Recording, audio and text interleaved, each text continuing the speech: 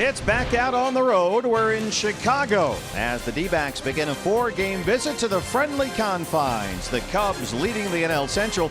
D-backs only a game and a half back in the West. A pair of National League contenders matched up on Fox Sports Arizona. Good evening from Wrigley Field and welcome to the broadcast. Steve Berthew and Bob Brenly along the way. It's the first of 4. The D-backs and the Chicago Cubs. 2 night games followed by a pair of day games. We open up tonight, Bob, under the lights with Patrick Corbin on the mound. And Patrick Corbin deserves a win. He hasn't won a ball game since June 5th. Now, over those 7 starts he's had a couple of stinkers in there, but he's pitched well enough to win 4 or 5 of those ball games. The good news is he's 4-1 lifetime against the Cubs. You see his numbers in 20 starts this season. Well, the Cubs just played a whole bunch of games against the St. Louis Cardinals. Their rotation a little jumbled up right now, so right-hander Luke Farrell makes a spot start tonight. I'll tell you how jumbled up it is. Luke Farrell was warming up in the bullpen last night in the 7th inning in case they needed some more help out of that Cubs pen. He's taking the spot start tonight, his 2nd start of the season, 3rd of his career. Always fun to be at Wrigley. The D-backs and the Cubs. First pitch is next on Fox Sports Arizona. D-backs baseball on Fox Sports Arizona is brought to you by CenturyLink, connecting you to the power of the digital world. And by your Valley Honda dealers, where you'll get more standard features for less money.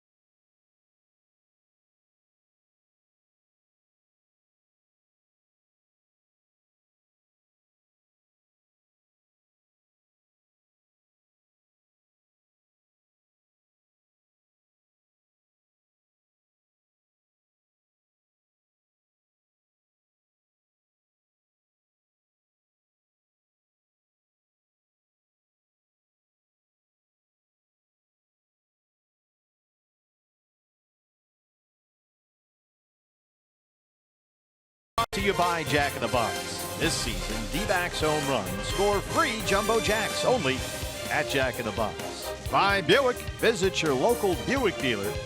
By Chaz Roberts Air Conditioning and Plumbing, choose Chaz. By First Watch Restaurants, the Daytime Cafe.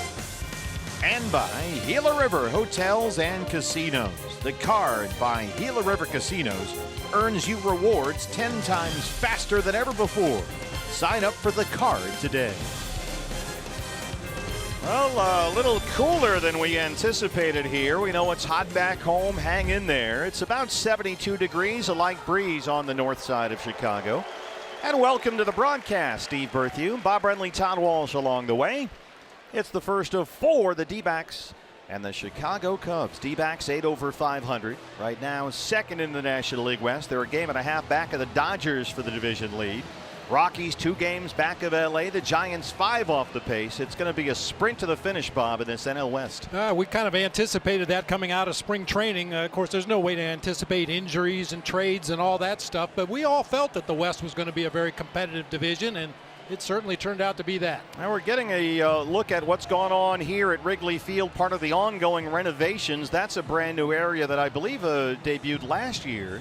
You can go out behind left field and third base. There's grass out there, all kinds of restaurants, hotels. This is becoming a massive complex here in tiny little Wrigleyville. Well, they needed something to get more people into Wrigleyville, as if it wasn't crowded enough already. As you know, partner, we pulled in on the bus around 4:20 or 4:30 this afternoon. There were probably 20,000 people already standing outside the ballpark waiting to get in. And they're all wearing their Cubs gear, and it is packed here tonight on a very comfortable little cool evening in Chicago. D-backs are finding the Cubs with 58 wins. That's the most in the National League, so they've got a lot to cheer about here. Chicago 18 games over 500. They're 58 and 40. And they lead the NL Central by 3.5 over the Milwaukee Brewers, who are suddenly floundering a little bit lately. Yeah, the Brewers really falling on tough times lately. And for the Cubs, the mad scientist, Joe Madden over there, has Anthony Rizzo leading off. You never know what he might do from day to day. Just tries to constantly tinker with the team, whether it's the starting rotation, the guys in the bullpen, where guys play defensively, or where they hit in the lineup. He is not afraid to try anything. And he changes things up, it seems, almost weekly. But one thing we know, the pitching may be jumbled a bit. These Cubs can hit. They lead the National League in runs and team batting average, on base percentage, OPS. They've got a lot of offense going right now, even with Bryant and Rizzo having maybe quiet seasons offensively. I think that's a good way to put it, quiet seasons. And here's how Torey Lovullo is going to attack the Cubs tonight. John Jay will lead it off out in right field. Paul Goldschmidt at first base. David Peralta out in left field. A.J. Pollock will be in center with Jake Lamb at third base. Ketel Marte playing shortstop tonight. Daniel Descalso at second base with Jeff Mathis doing the catching for lefty Patrick Corbin. D-backs lineup brought to you by your Valley Chevy dealers. What is tonight's Valley Honda dealers key to the game? Every time you walk into this ballpark, you've got to check the flags. It really does play as a completely different ballpark depending on whether the wind is blowing in or blowing out. And don't only check the flags at the beginning of the game, check them between pitches. Right now it seems to be coming in from the left field corner. Your Ram Truck starting pitcher for Chicago, Luke Farrell, 27-year-old right-hander. This is the son of former Red Sox manager John Farrell. And Luke pitched collegiately here in Chicago at Northwestern. He split this year between the Cubs and AAA Iowa. He's one of two active Cub pitchers to have thrown a complete game shutout here at Wrigley Field. Also Kyle Hendricks, although Luke's shutout came with Northwestern against the University of Michigan back in 2013. Oh, well, Michigan can't play. We all know that, right? E.D. Marshall Jewelers has a look around the diamond at the Cubs defense here tonight. Great defender out in center, Albert Almora Jr. He'll be flanked by Ian Happ in left, Ben Zobrist in right field tonight. Chris Bryant and Addison Russell on the left side of the infield with Javier Baez and Anthony Rizzo on the right side. Wilson Contreras behind the plate for right-hander Luke Farrell. Well, the former Cub, one-time Cub, John Jay, set to lead it off. Mark Carlson is behind the plate tonight, calling the balls and strikes. He's the crew chief. Bruce Dreckman, the first base umpire. Chad Fairchild's at second, and Mike Estabrook is down there at third. I'll tell you right now, it is about a perfect evening to play baseball here at Wrigley Field. Sun setting in the west. Fans in the right field side have to shade their eyes a little bit in the early going, but just a beautiful night for a ball game. Gentle breeze blowing in from left center field. Yeah, they are packing them in here every night and across the street. Cubs baseball in the summertime on the north side of Chicago.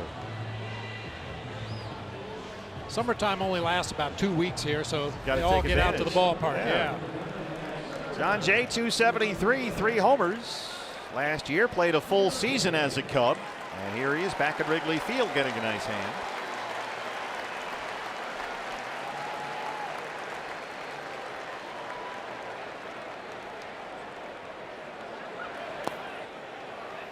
Luke Farrell will not dazzle you with velocity or his stuff. Four-seam fastball in the low 90s occasionally. A hard slider, really good pitch with a lot of depth. He has a curveball and a changeup, but rarely uses either one of those. There's that fastball up and in. This is only Luke Farrell's third career major league start, his second with the Cubs this year. And as Bob mentioned, that slider is probably his best pitch. He throws it frequently for strikes.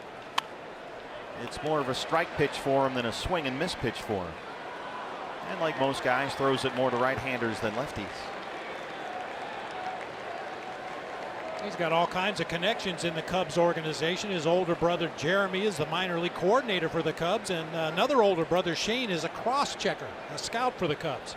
Wilson Contreras behind the plate. Guess what? John Jay got hit by a pitch. That's unbelievable. He might be part magnetic or something. He reads that slider inside so well and just doesn't give. Takes it on the outside of that right leg and heads on down to first base. He knows with the break on that pitch when he sees the rotation where it's going to end up. And usually it's somewhere on that right leg. Paul Goldschmidt, 274, 21 home runs. As Todd told you on the pregame show, he has done tremendous damage against these Cubs in his career. including that 3 home run game here last year. Fastballs at the knees, 0-1. How about this? Since 1920, the live ball era. I mean, wow. That's about a century's worth of competition, and he's right there at the top of the list. Contreras setting up inside. Goldie hits it to Happ in left field. Oh, almost snuck over his head. Ian Happ back there. One away. Looked like, unfortunately, Goldie got a little bit too much topspin on that drive to left field. Sounded good off the bat. Looked like it was at least going to get over Happ's head. But so much topspin into that wind that's blowing straight in from that direction really knocked that one down. We'll see Happ check his defensive alignment card for David Peralta. David at .288, 16 home runs. Batting third tonight. Fastballs in there for a strike, 0-1. Peralta doubled yesterday in the win over the Rockies. D-backs able to salvage the series finale versus Colorado 6-1 and move back into second in the National League West, leapfrogging the Rockies.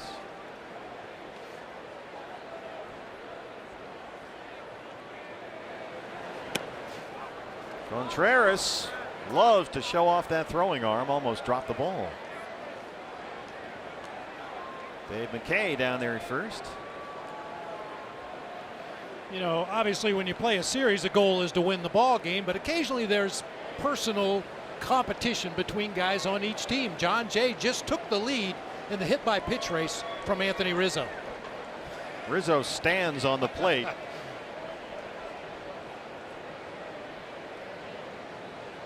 Peralta knocks it into right field. A ground ball. Jay will stop at second. 2 on and 1 out now for A.J. Pollock.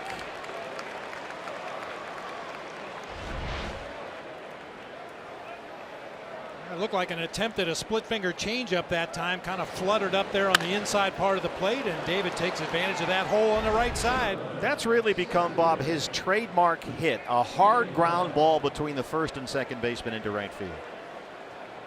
And the key is a hard ground ball. He gets them through. Here's A.J. 298, a dozen home runs.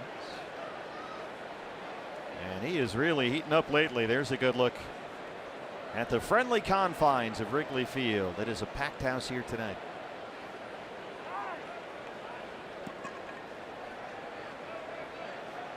A.J. last dozen games hitting almost 360.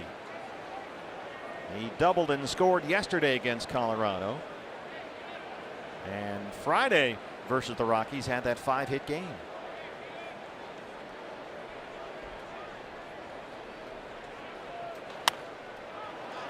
Foul ground near the D-back dugout, first base side, and out of play. That's one thing. There's not a lot of foul territory here at Wrigley other than directly behind home plate, but especially when you get down that right and left field line, the foul line is almost right against the side wall. And they finally made bigger dugouts here. It only took 100 years, but they got it done. And they're going to update the press boxes one of these days. Right, every year. One of these days. Oh, we're doing that next year. That was 6 years ago. But they have done a wonderful job with this ballpark. There's the press box. It has remained untouched while everything around it is updated. They've done a lovely job.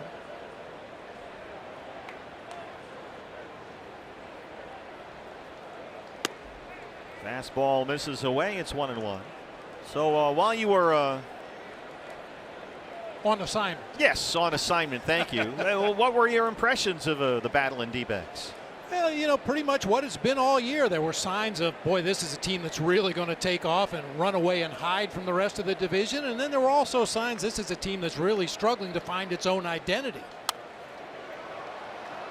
You know, the early part of the season, in the month of April specifically, it was good pitching, great defense, and timely hits. We hear that all the time in baseball. Timely hits, timely hits. And the Diamondbacks were getting them on almost a nightly basis in April. But when those timely hits went away, it really turned into a struggle, and I think we're seeing a little bit of that from time to time again. Steven Souza Jr. has picked up the pace now that he's healthy. AJ heating up now that he's back as well. The group is finally, in one sense, together for the first time maybe all year. AJ battling Farrell here.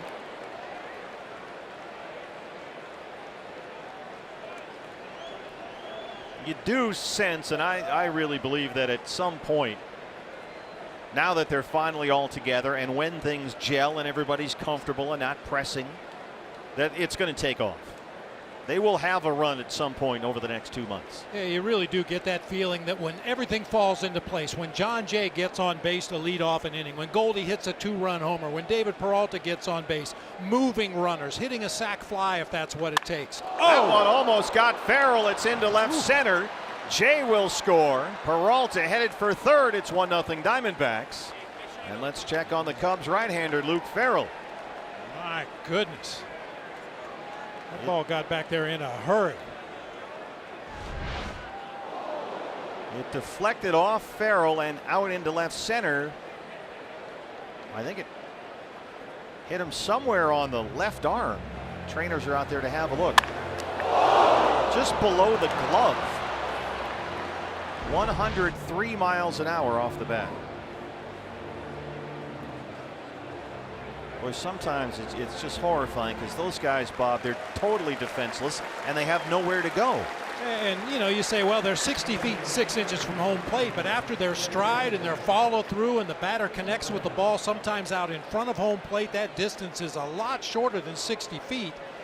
And when that ball comes off the bat at 100 miles an hour plus, there's just no reaction time. It seems to be okay, thankfully. 1-0 D-backs. Peralta's at third base, AJ at first. Here's Jake Lamb.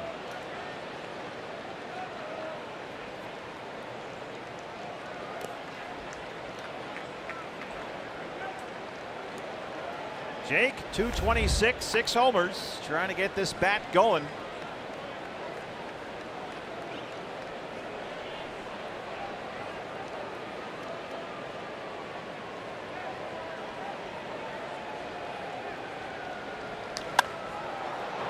High in the air, deep left center field. Almora near the warning track. Peralta is at third. Here he comes.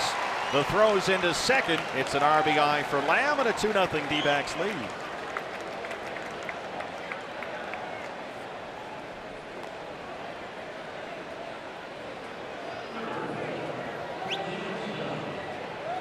Timing is everything here at Wrigley. Our key to the game was to check the flags, and obviously Jake did do that. High fly ball into the gap in left center. A couple days ago, that ball ends up out on Waveland Avenue. Tonight, it turns into a sacrifice fly. Yeah, there's a pretty strong wind tonight. Gusting and swirling in from left. But Jake gets the run in. 2 down now. Here's Ketel Marte.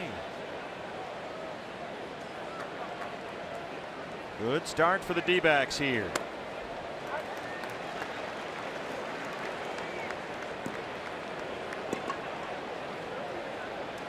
Marte, 247 and 9 homers. He had 5 hits and 4 runs batted in the Rockies series.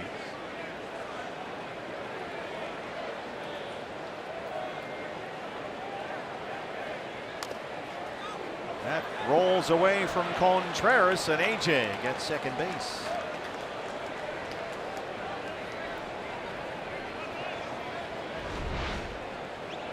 Low fastball in the dirt. Couldn't quite backhand it. Well, you mentioned Contreras loves to throw back there behind home plate, and he's a very offensive minded catcher. Framing pitches around the edges of the zone, not really his strong suit.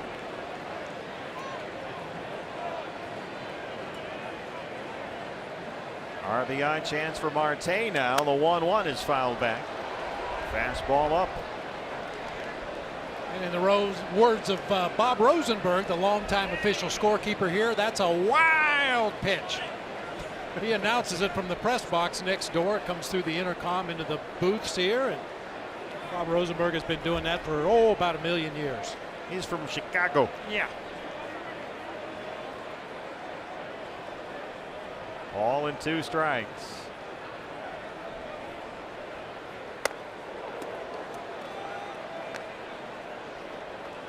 Farrell trying to move that fastball around, in, out, up, down, both to right-handers and lefties. A 20-pitch first inning for him now. Descalso would be next.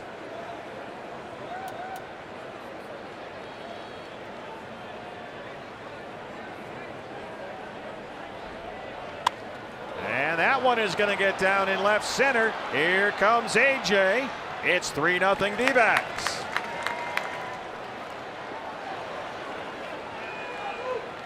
They are jumping all over Luke Farrell here in Chicago. Well, don't stop now. I mean, this Chicago ball club offensively very much like the Colorado Rockies. You've got to take advantage of every opportunity you get. Put as many runs on the board as you can because they have a lot of firepower in their offense. Marte in at shortstop tonight. Descalso's the second baseman. Night off for Nick Ahmed. Here's Daniel.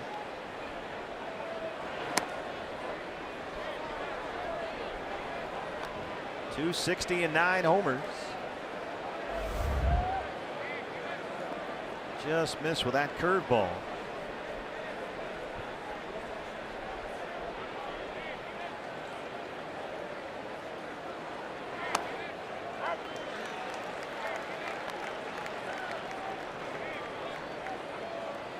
That's a good example of his slider. He throws it for strikes way more frequently than most guys do. He tries to land that in the strike zone. That one he buried down in the dirt, and Mike Estabrook says yes, he went. It's 1-2. 24 pitches in the game for Farrell. That was only the second swing and a miss he's had. They've been squaring him up pretty good in the early going.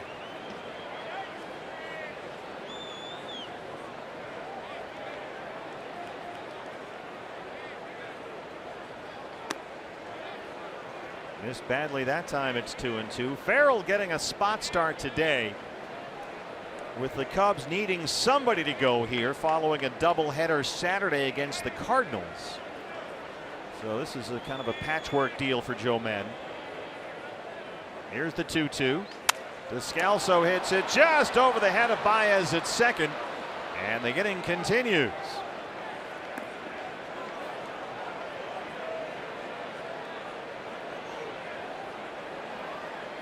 Well, they don't all have to be squared up. Just put them in play away from a defender. That time a little soft line drive just over the head of Javier Baez into right field. Brings Jeff Mathis to the plate with a chance to do some damage. And you mentioned timely hits, Bob. Mathis is really starting to get his share lately. He's at 198, but he had a big 2-run single yesterday against the Rockies. Every time you look up, it seems Mathis has got that 1 for 4 with a couple of RBIs. In fact, Jeff has now hit safely in each of his last 5 starts. 8th man to bat in the D-backs first. 2 on, 2 out, 3 runs already in. Fastball's a strike, 1-1.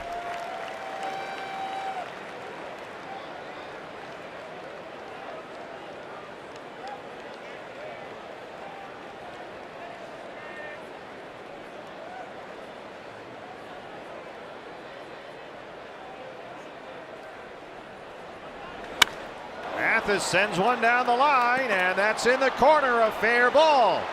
Marte will score. They're waving Descalso, and Jeff Mathis has a 2-run double. It's 5-0 Diamondbacks. Excuse me, did you say 5? I said 5. How about that? Welcome back. Yeah, I told you. It's all about the tacos. We got you tacos and 8 batters. That little slider that actually backed up that time. That ball's supposed to break down and away from a right-handed hitter. It kind of moved in, and Jeff Mathis took advantage of that mistake and bangs it down into that left field corner to drive home 2 more. Well, it took Ian Happ, it seemed, a long time to fish it out of that corner. There's another big hit for Mathis, and here's the pitcher, Patrick Corbin.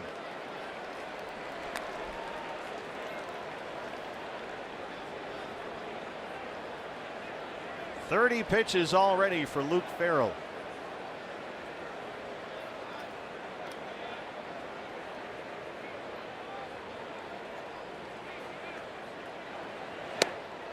This was the way to start a road trip. Woo.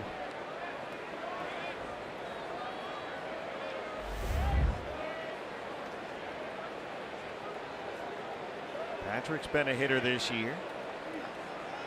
A couple of RBIs.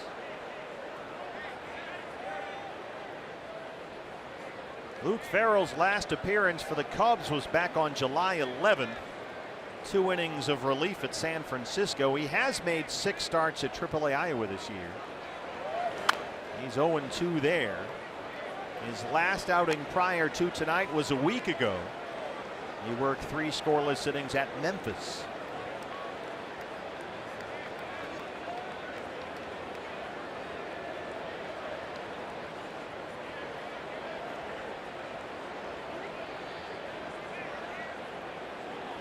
RBIs by Pollock, Lamb, Marte. Mathis is knocked in 2. 1-2 on Corbin.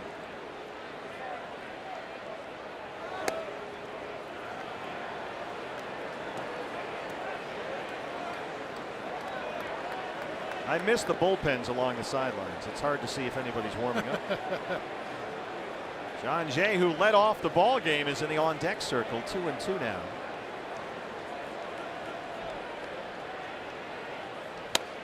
Swing and a miss on the fastball, but for the 4th time this year, the D-backs put up at least 5 in the first.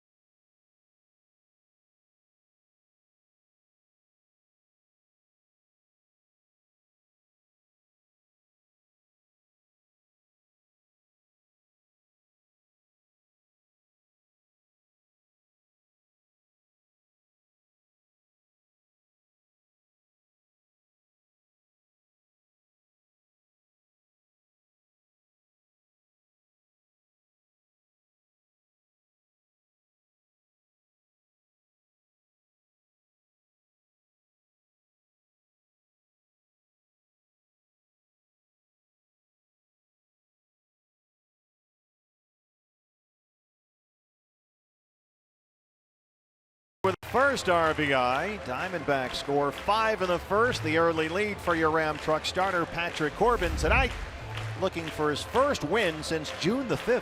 As I mentioned in the open, he's 4-1 with a 4.25 ERA in 6 career appearances against the Cubs. He figures to do well against this team if that back foot slider is on early in the game. If he can establish that pitch, it really sets up his fastball on both sides of the plate. Valley Chevy dealers, Anthony Rizzo leading off for the Cubs. Not your prototypical leadoff hitter, but Anthony Rizzo, the first baseman, will lead it off for the Cubs, followed by Chris Bryant at third base. Albert Almora Jr. out in center field. Javier Baez will be at second base. Wilson Contreras behind the plate. Addison Russell at shortstop. Ben Zobrist will be in right field with Ian Happ in left, and Luke Farrell on the mound. Now, Joe Madden, something as we know of a mad scientist. He's done this before, but right now it is working with tremendous results. Rizzo batting leadoff. You saw the numbers. He's been fairly quiet this year. 262 and a dozen home runs, but he has been moved up from cleanup in the batting order to the leadoff spot. This has been an 8-game run here for Rizzo. And in those 8 games, he's hitting .556. So it's working. Now, how long he continues with it will remain to be seen, but these are the last 8 games, Rizzo's numbers as the leadoff hitter. Yeah, the thing about this Cubs offense, Joe's got a lot of flexibility. He's got a lot of guys that can move up or down in the order depending on how he wants the lineup to look. Goldie's got it. Corbin hustles over there. They retire Rizzo. So E.D. Marshall Jewelers has a look around the diamond at the D-backs defense. That's John Jay. He'll be on right field tonight. A.J. Pollock in center. David Peralta over in left field. Jake Lamb and Ketel Marte will man the left side of the infield with Daniel Descalso and Paul Goldschmidt on the right side. Jeff Mathis behind the plate for lefty Patrick Corbin. Now here's the other guy that you're used to seeing 30, 40 home runs from, Chris Bryant, but his power numbers are way down this year. 280 and 11 home runs. He's been bothered by a left shoulder problem, and that's really seemed to drain his power. D-backs have 3 infielders on the left-hand side against Bryant. He missed about 3 weeks with left shoulder inflammation last month. He's only been back for 9 games.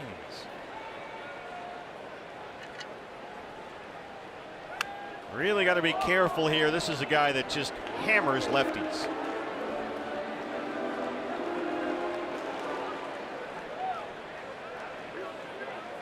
Well, I mentioned you just keep adding on when you're playing against the Cubs or the Rockies or any team for that matter, but especially the Cubs. They can swing those bats, and they're the only team in the major leagues with a winning record when they don't score first. How about that? They're 27 and 26 when the opposition scores first in a ball game. I mentioned Bryant just crushing left-hand pitching. This is a key guy for Patrick tonight. Look at this. Only Nolan Arenado is slugging more against lefties than Chris Bryant.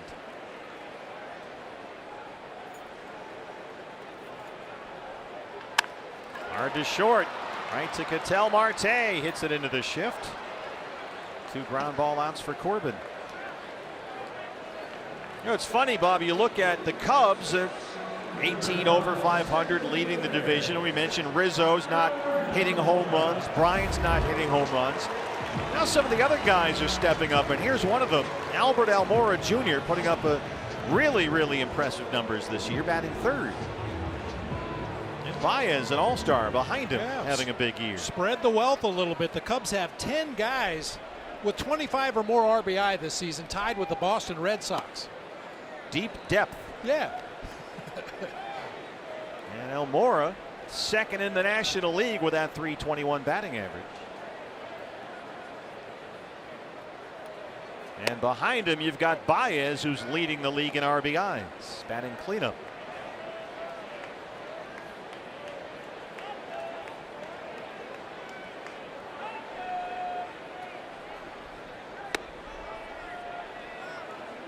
A rare straight changeup that time from Patrick Corbin. That's making an appearance very occasionally the last couple starts. I think that's a part of the Jeff Mathis effect. Well, and there is an effect. That's a good way to put it. If a hitter sees a changeup early in the ball game, that's planted in his mind every at bat he has the rest of the evening. So whether you throw another changeup or not, at least show it early in the ball game to make them think about it. There's the Glenn Close shot. She's standing up under the setting sun back there. Foul tip. Mathis hangs on. Full count, 3-2. Our director Brian Moss loves those picturesque cinematic shots. He's very cinematically inclined. Well, he came to us from Hollywood, didn't he? Yeah, well, yes, he did. I thought he did. Why we call him Spielberg here. There's another ground ball, just foul at 3rd.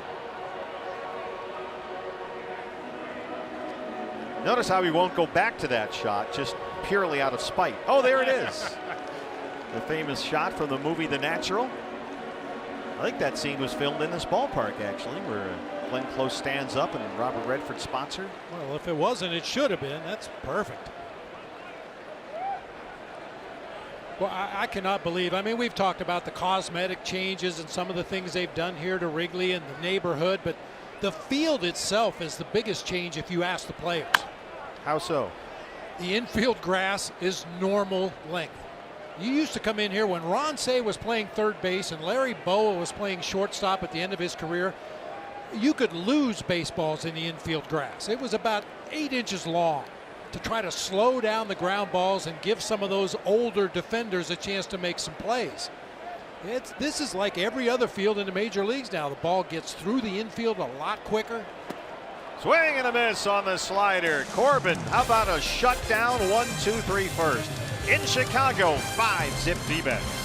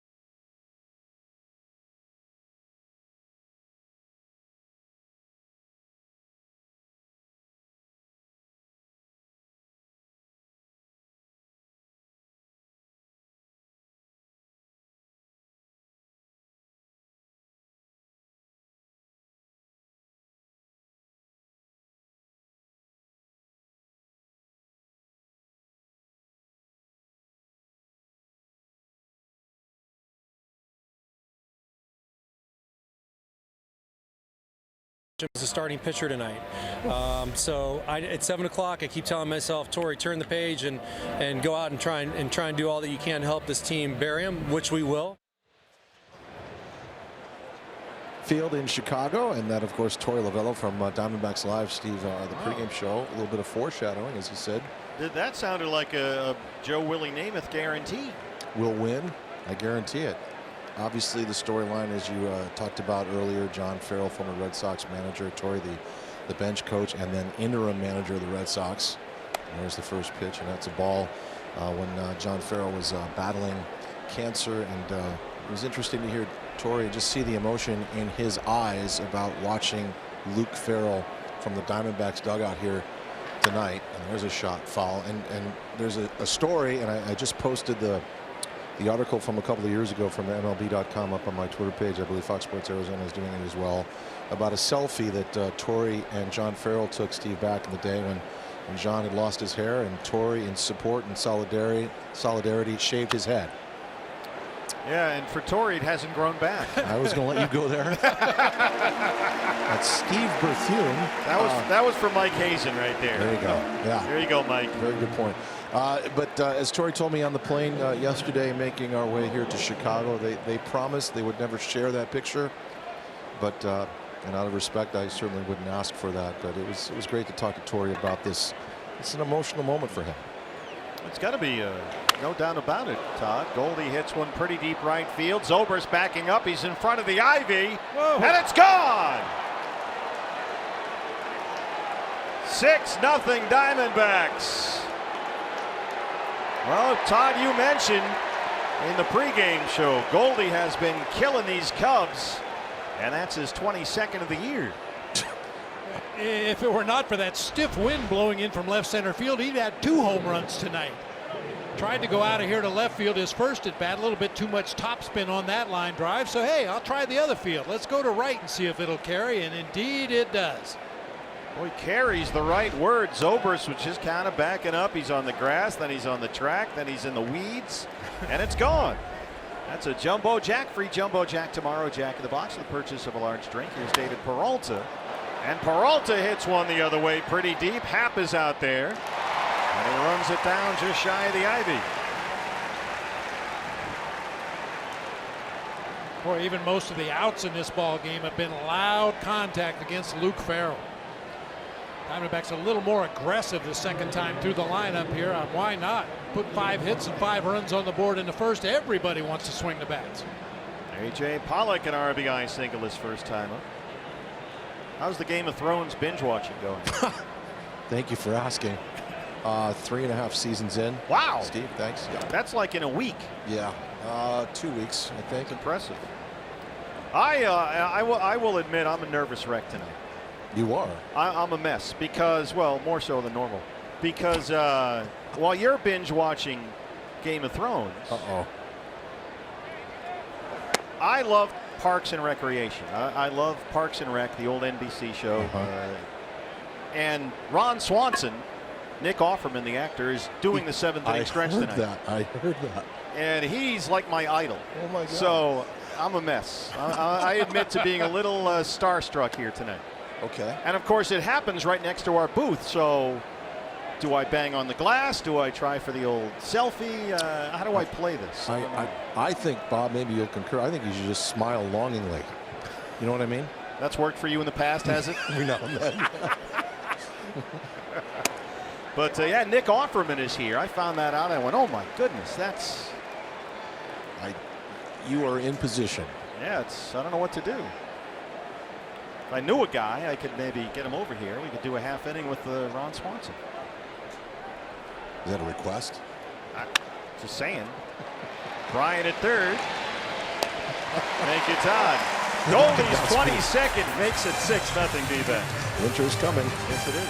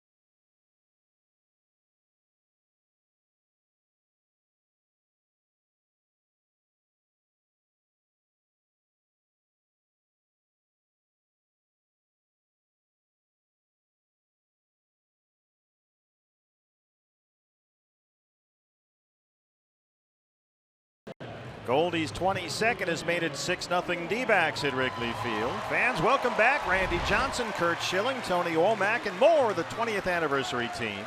Coming up next Saturday, August 4, first 20,000 fans at Chase Field. Get this commemorative T-shirt. That's courtesy of Gila River Hotels and Casinos. Gates open up at 1:30 for the annual alumni game. It's presented by Sanderson Ford. All the info's at dbacks.com.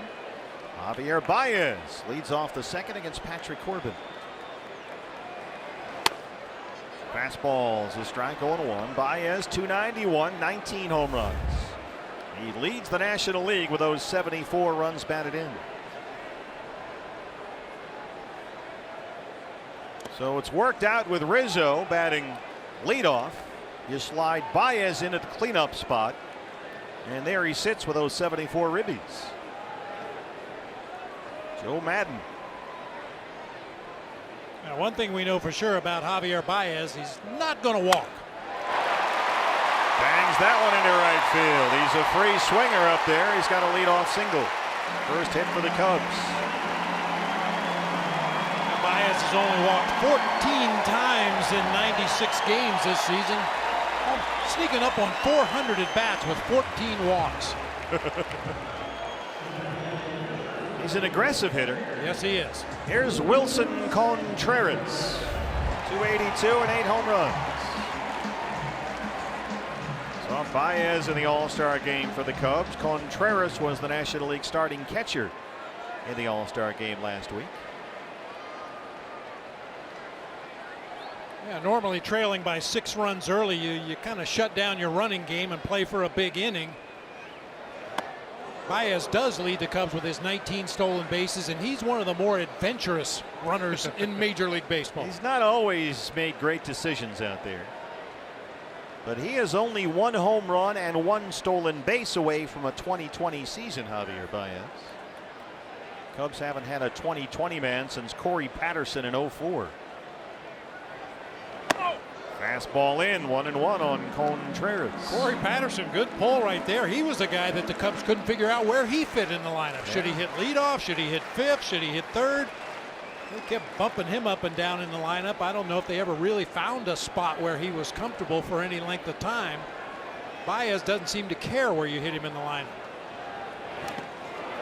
Good slider. Contreras goes fishing, 1-2. Contreras in the All-Star game last week became the first Cubs catcher ever to homer in an All-Star game. Just about everybody homered in that game.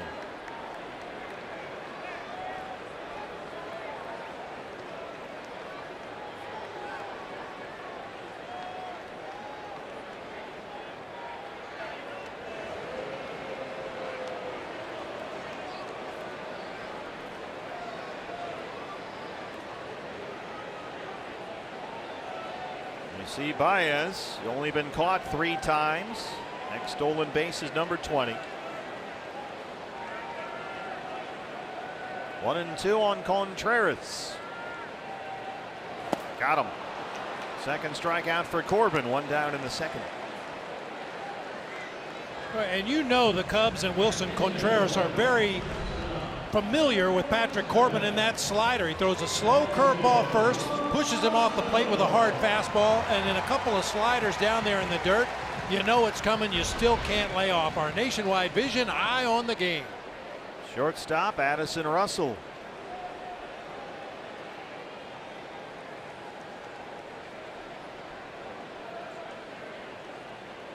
Goldie still holding Baez on the bag at first. Fastball, swing and a miss, 0-1. Russell 271. He's got 5 home runs.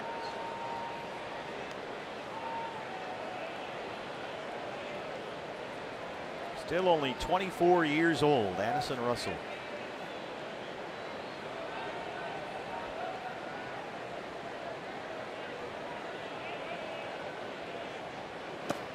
Baez doing a lot of tap dancing over there at first.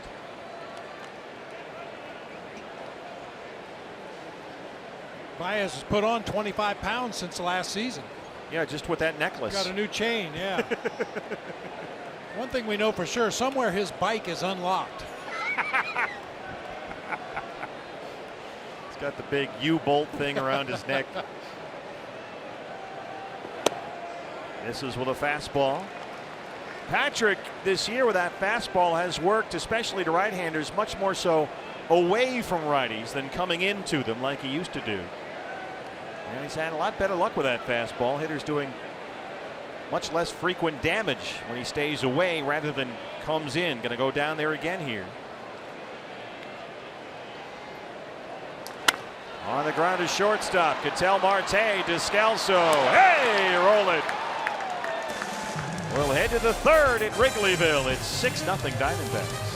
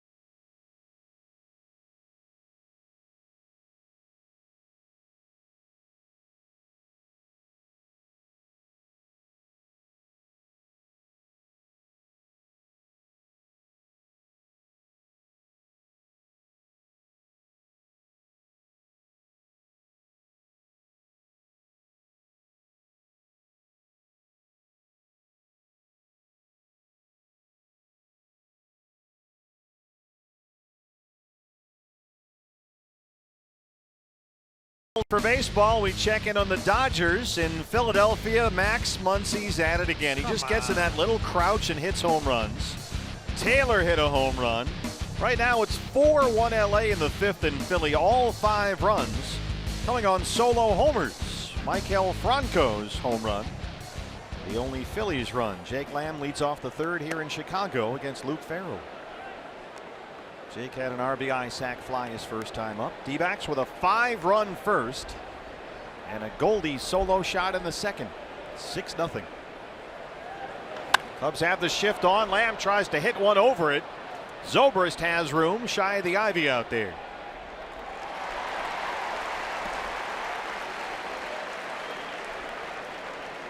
That's twice tonight that Jake has gotten the ball way up in the air to once to left center, once to right. Just a little too high in the air. Here's Ketel Marte. Well, one thing, fairly routine fly ball to right field that time, but did you notice Albert Almora Jr. was over there almost behind Ben Zobrist when he made that catch? Just in case. Well, as always, you wonder when there's construction in and around a ballpark. And we saw this in Atlanta when we were there. They're building a hotel and everything. They finished it behind right center field there at SunTrust Park. How does the new or altered architecture affect the wind currents inside the ballpark? Something to think about. They've added those big scoreboards the last few years in left center field and in the right field corner. So now the wind swirls a little bit more than it used to. It stays inside the bowl. Yeah, the late great Ron Santo used to say that that particular area of the field in left center right above the door is the cheapest, shortest home run you could hit at Wrigley. And that new scoreboard that they put up is directly behind that door, which now blocks some of that wind blowing in from left center field. Here comes Almora in left center. So there may be some cheap home runs to be had out there in left center. Keep the ball down, cut it through that wind. Yeah, there's that beautiful scoreboard that went up there a few years ago. Luke Farrell has now set down 4 in a row following the Goldie home run. Here's Descalso. Bases empty, 2 down. If I'm not mistaken, Chris Bryant was the first Cub to hit the new scoreboard in left field. And it looked like he was going to just play handball with it the rest of his career, but not hitting home runs quite the way he has in the past. We saw him hit one off the top of the upper left-hand corner of that board one game when we were here. Yep. There's that breaking ball for a strike, 1-1.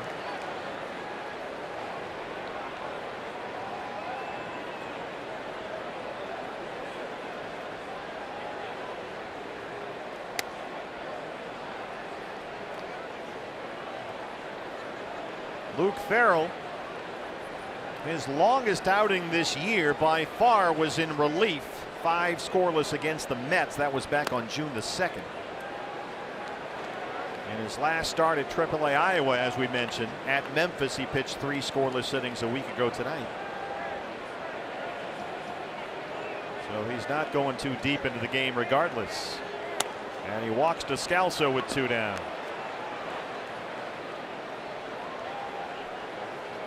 Cricket Wireless, something to smile about. Jeff Mathis, a 2-out, 2-run double, part of a 5-run D-backs first.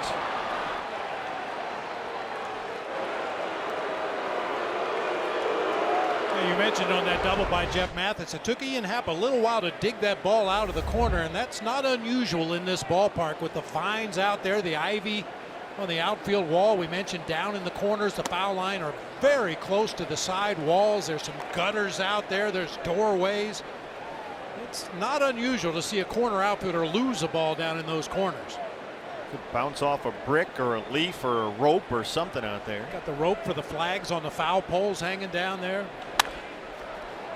Long run in for Zobrist. Baez drifting out there, but Ben Zobrist has got it. And Farrell strands the 2-out walk. D-backs in Chicago lead the Cubs 6-0.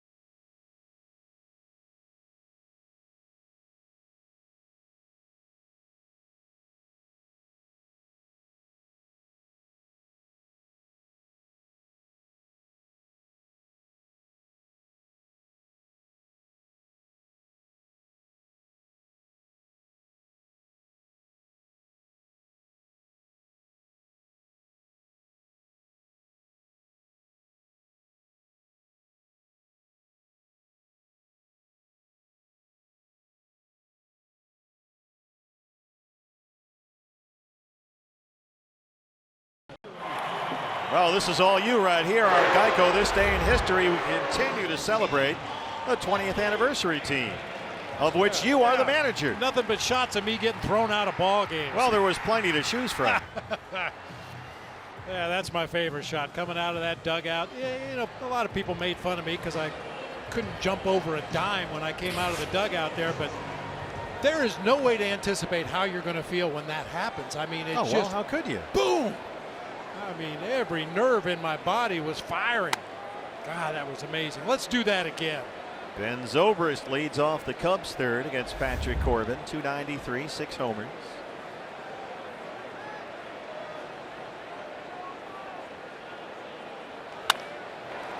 Descalso bobbles it at second base, recovers, and they get Zobrist.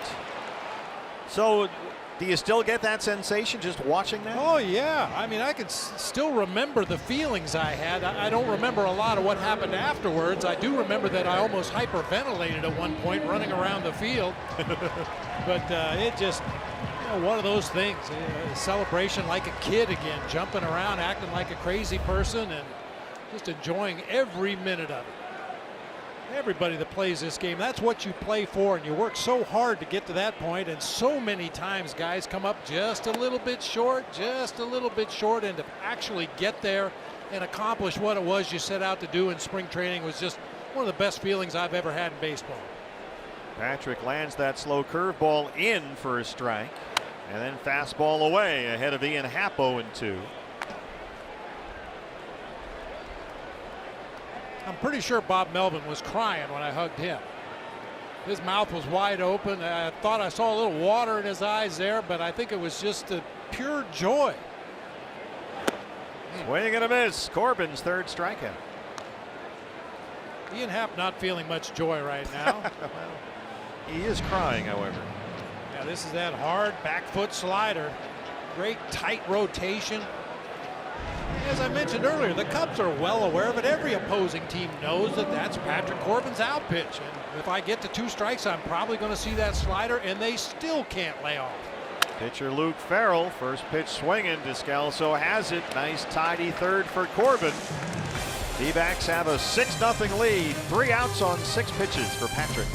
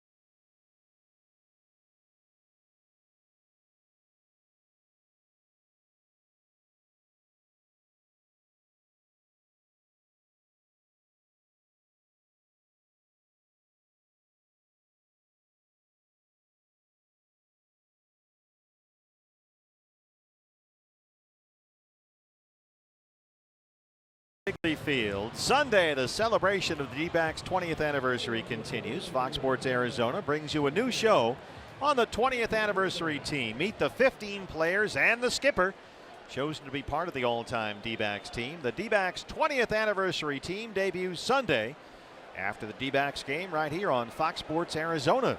Very capably executive produced by the great Josh Kelman, who was with us on this trip. Otherwise, I probably wouldn't have mentioned his name. No, that's not true. Patrick Corbin leads off the 4th. Josh is the guy that does such a great job producing all the extra shows around the D-backs that we see with Todd Walsh. He produced the Cups of Coffee shows, which I hear may be making a comeback. Cup of Coffee, Ooh, yeah, it's still nice. We're still in the discussion stages, but Josh is trying to make that happen. And so we're glad to have him with us on this trip. And we forgot to mention, BB, because mostly you were gone and your staff takes care of such things, that yesterday was our producer, Brad the Big Dog Weimer's birthday. He's now 13 years old.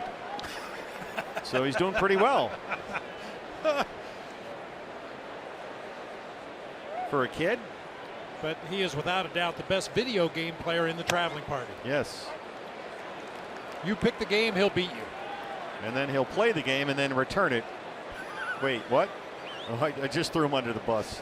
The jig is up now. 2-2. Swing and a miss, and Farrell gets his second strikeout. Brian Dunsing warming up in the Cub bullpen, which is now a subterranean bullpen. I have a camera out there. There's the left-hander. Now that's the bullpen where the D-backs had so much fun last year goofing around during one of those rain delays. Yeah, with the bobsled team, that was good stuff. Yeah. Of course, the Cubs relief pitchers, when a Cubby hits a home run, they do some dance routines down there in the bullpen. Here's John Jay, who was hit by a pitch and scored to lead off the ball game.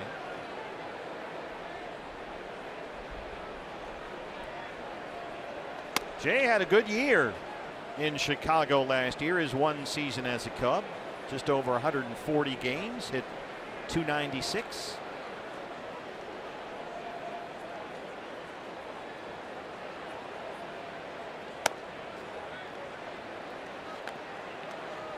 Quite a contrast for the two pitchers tonight.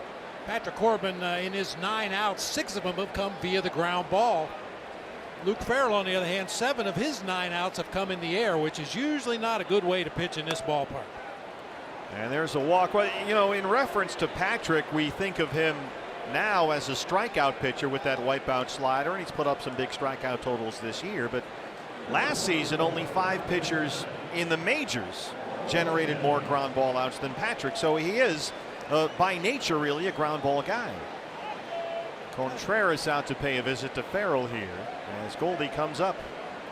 Yeah, a lot of that for Patrick has to do with that slider, that back foot slider that we see so many swings and misses on, but when contact is made, it usually results in a ground ball to the left side.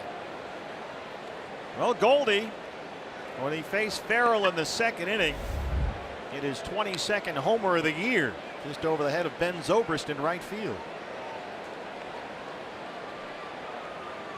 He's got John Jay at first and 1 out.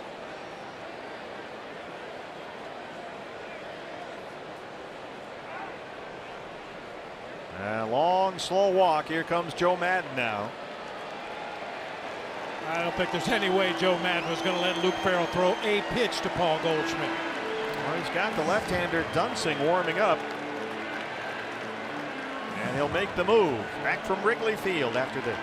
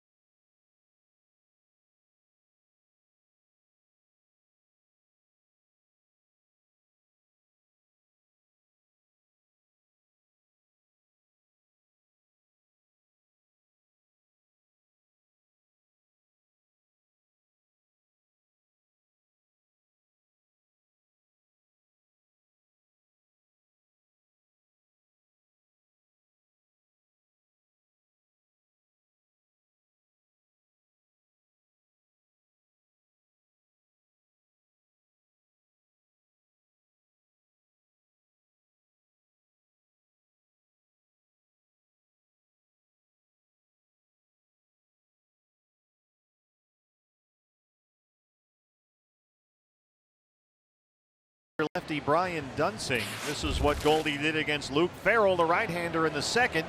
Going the other way are Chaz Roberts, air conditioning and plumbing, cool play of the game. Yeah, Goldie has 4 home runs in his last 6 at-bats here at Wrigley Field. How about that? Of course, going back to that 3 home run game he had here last year.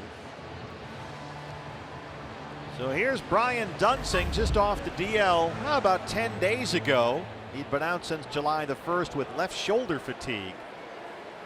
And that ERA is getting a little tired as well. 7.31, his 40th appearance of the year. A lot of walks for the Cubs lefty. John Jay at first, 1 out here in the 4th.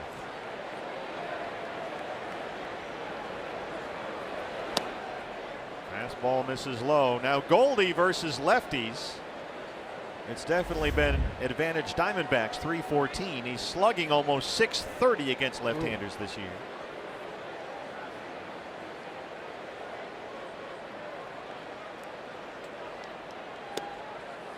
Snuck that breaking ball through the back door, and it's 1-1. I guess Joe Madden figures you can get some length with Dunsing, and you've got Peralta batting 3rd, Lamb batting 5th, some left-hand batters. Descalso in there batting 7th. But he's got to get by Goldie first. Fastball misses, 2 balls and 1 strike. Yeah, all that combined with the fact that Goldie squared up a couple of balls against Luke Farrell. There was just no way Joe Madden was going to let him throw another pitch to Goldie and run the risk of a 8-0 lead. Hitters count here, 2-1. This is in with a fastball, 3 balls and 1 strike. Peralta on deck.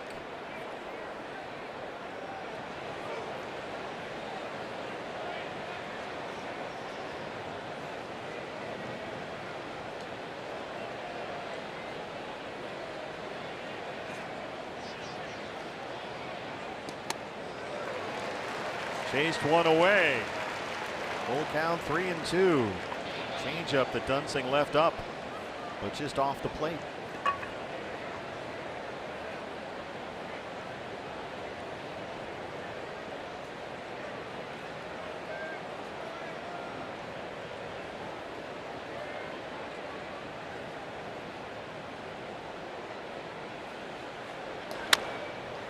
Drop to shortstop. Russell.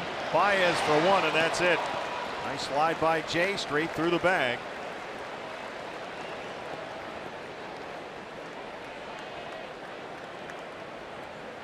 Although you got to be careful sliding into Javier Baez. He gets upset.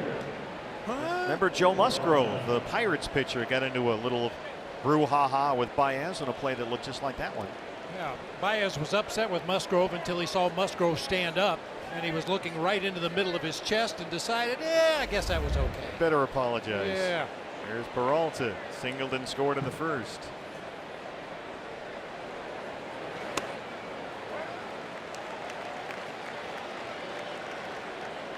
No, Baez is funny. You know, when he first came up, he was just a baby. And he was very temperamental. Is he a shortstop? Do we play him at second? They tried him in center field for a while at different levels. There goes Goldie. That one is fouled away. They weren't sure if Baez, there was a while there with all the strikeouts and some of the base running plays, if he was going to make it. But he's really become a frontline player here in the National League. Yeah, really, he's his own worst enemy at times. He's made some plays, trying to look a little cooler than necessary on a routine play. And it's cost the Cubs some runs this year. But then he comes right back and makes several highlight reel plays in a row, and you forget about the bad ones. He's a special athlete. There's no doubt about it. Throw to first, and Goldie's back. Watch out for that Contreras back pick.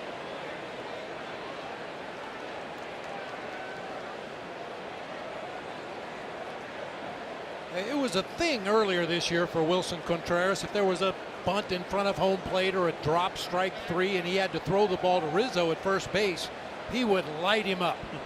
95 miles an hour. Swing and a miss. Dunsing gets the strikeout. D-backs lead the Cubs 6-0.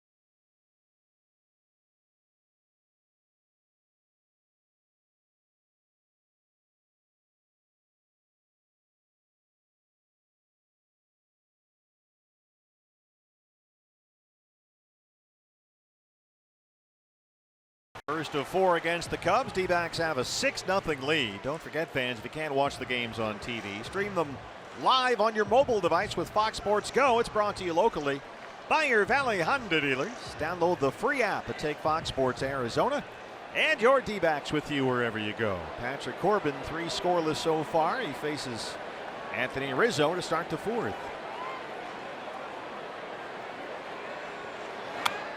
Diamondbacks have the shift on against Rizzo, who grounded out his first time up. Batting leadoff for Joe Madden for the last 8 games. And from this spot, Rizzo has hit safely in 3 straight and 7 of 8.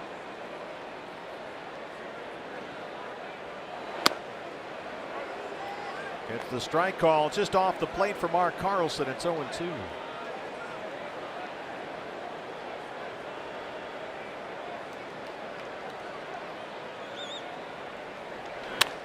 Base hit up the middle for Rizzo.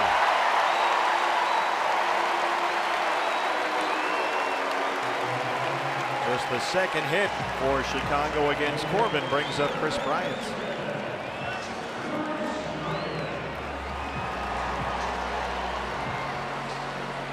Bryant grounded out his first time up. We were talking earlier in the ballgame about Torey Lovullo's relationship with Luke Farrell, tonight's starting pitcher, how he saw him as a youngster growing up playing Little League and what have you.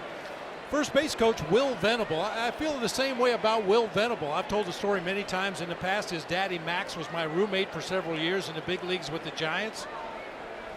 And during one off season, he and his wife were having some remodeling done at their house, and we had plenty of room, so we offered for them to stay with us during the remodel. And William and my daughter Lacey were the same age. I've got pictures at home of the 2 of them running around in diapers in the backyard, running through the sprinklers, and had a great major league career. And now here he is starting his coaching career with the Cubs. Oh, maybe we can get some of those diaper pictures up on the video board here. I'm sure he'd love that. I don't think my daughter would like it very much either. 1-1. I ran into you on the street today. There was one grandchild in tow with you and Joan. Yep.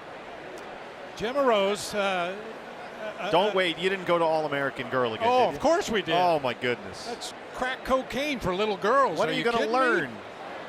That whole thing is built for grandparents. It really is.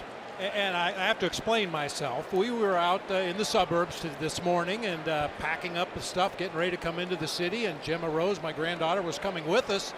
So we had to pack her a little suitcase too. And she had her American Girl doll in there and all of her stuff and ready to go. And Grandpa Bob left her suitcase sitting in the bedroom. Oh. What was the tear factor? It wasn't so bad. We distracted her with other things to cry about. But we Good get strategy. into the city, and she's got no American Girl doll and no clothes for the next 3 days. Way to go, Grandpa. Yeah, Nana took her shopping this afternoon, so it's going to cost me big time for leaving that suitcase. She's getting big, too. Yeah, she is. Yeah. She's a pretty good ball player, too. She's playing T-ball right now, and nice. she can whack it. 1-2 on Bryant. Got him. Yeah. Patrick Corbin, that good slider into the right-hander. 4 strikeouts for Corbin.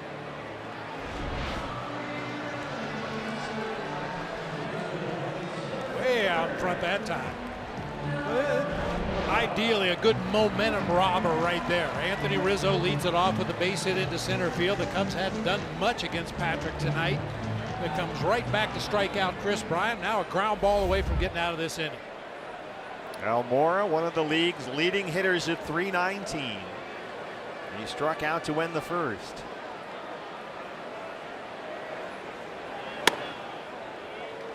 Fastball didn't miss by much, but off the plate 1-0. Almora with 92 hits. That's already a career high for him. He has been red hot for much of the summer.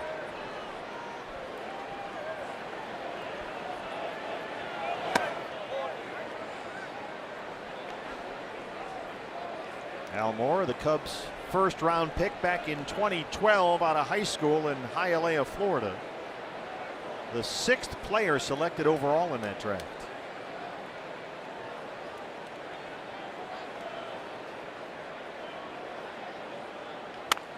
Punches this one the other way. John Jay Plays it on the short hop.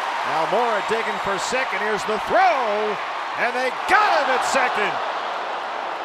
John Jay had to run in a long way from right field. Scooped that up on a hop, and he threw out Almora at second base. I'm assuming the Cubs are going to want to take a look at this and make sure, but boy, what a boneheaded base running play by Almora. You're trailing by 6 runs in the ball game right now. You just want traffic on the bases.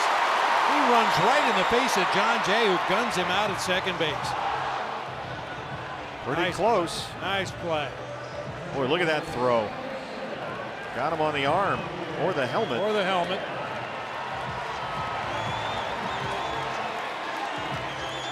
9-6 on the putout at second. Brings up Javier Baez.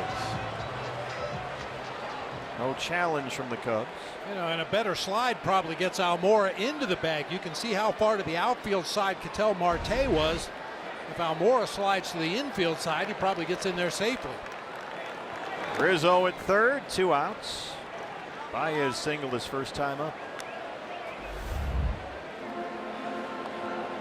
He's got a runner down there at third, leading the league with those 74 RBIs.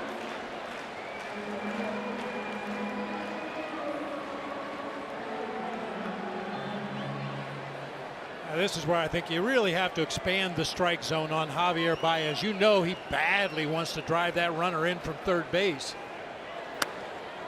As I mentioned in his first at bat, he's not going to walk. He's going to swing that bat, so be very careful where you place that ball. Make him swing at your pitch. Gave up on the slider that time, and it dropped in for a strike.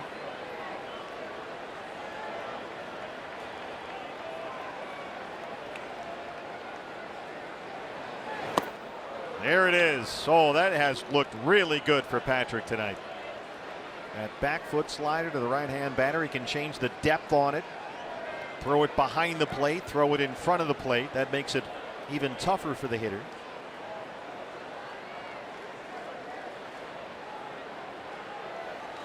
Now 3 is the slider once again. Down and in. Swing and a miss. 5 strikeouts for Corbin. He's through 4, holding a 6-0 lead.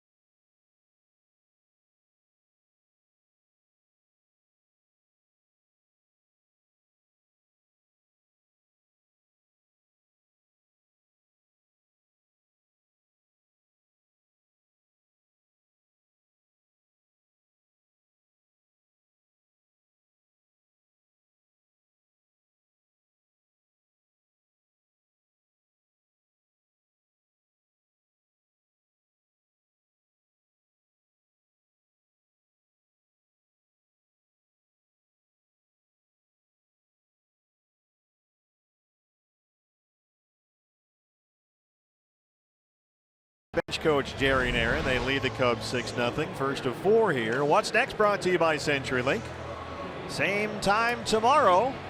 5:05 start back home in the great state of Arizona. Clay Buchholz makes his return to the D-back rotation up against Kyle Hendricks. Diamondback Live pregame show comes your way at 4:30 here on Fox Sports Arizona. There's some D-backs fans. Now the bleachers.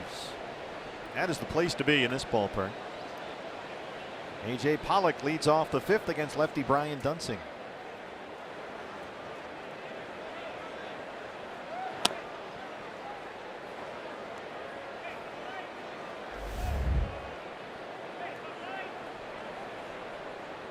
A.J. had an RBI single, part of a 5-run D-backs first against Luke Farrell. Farrell with a spot start. He winches 3 1/3.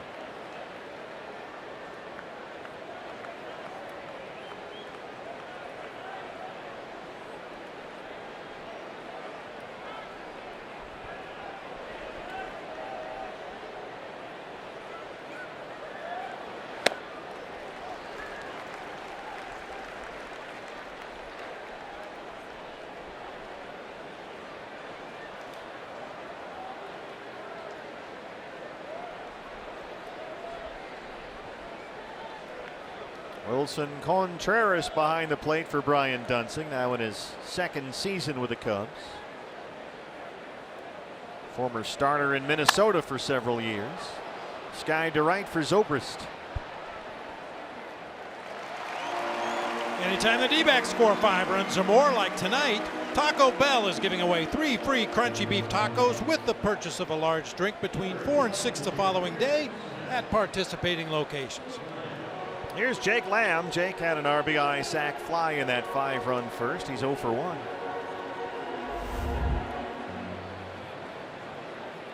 For Lamb, that batting average at .225. He's in a 4 for 36 skid right now. And the Cubs do not put the shift on.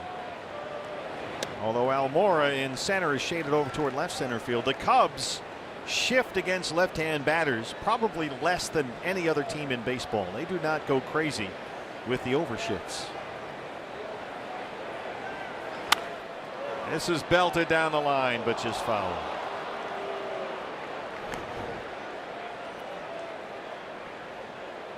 StatCast AI powered by AWS. There's a look and where Jake Lamb hits the ball. He'll go to left center field against left-handers 16% of the time. There's a lot of room out there right now. Almora has moved back over towards straightaway center.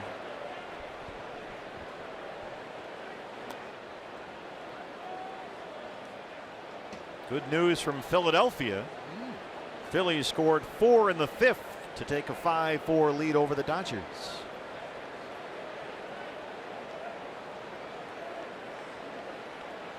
Dodgers probably saw D-backs scored 6 runs and just quit. Baez at second. 3 in a row retired by Dunsing. Here's Ketel Marte.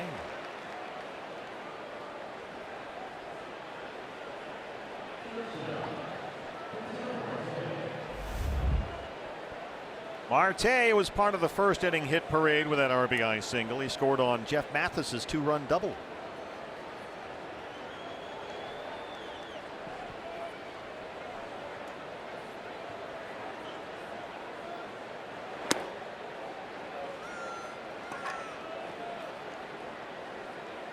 Marte, a switch hitter. Now he spins around and bats right-handed, where he's hitting .303 this year. And we know he's got equal power from either side of the plate. He's .303 righty, .214 left-handed.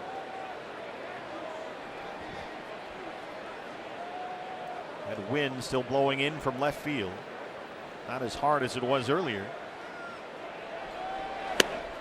Fastball's a strike, 2-1. That is, I see behind the umpire there, Marlins man.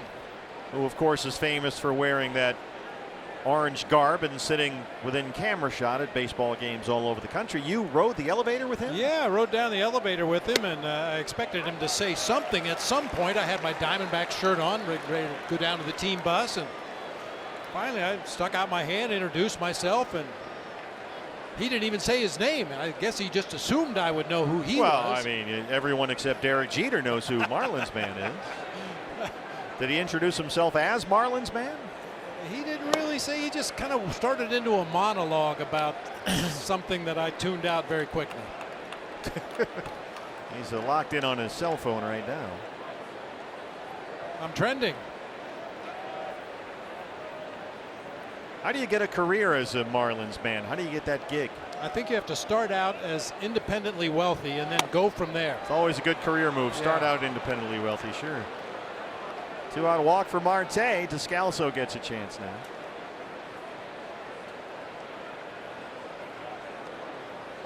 Daniel has singled, walked, and scored a run.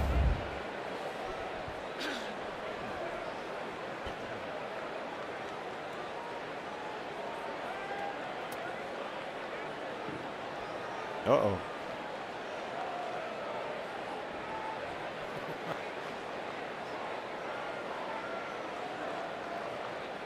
Well, those Chicago dogs. Have you had one of those yet?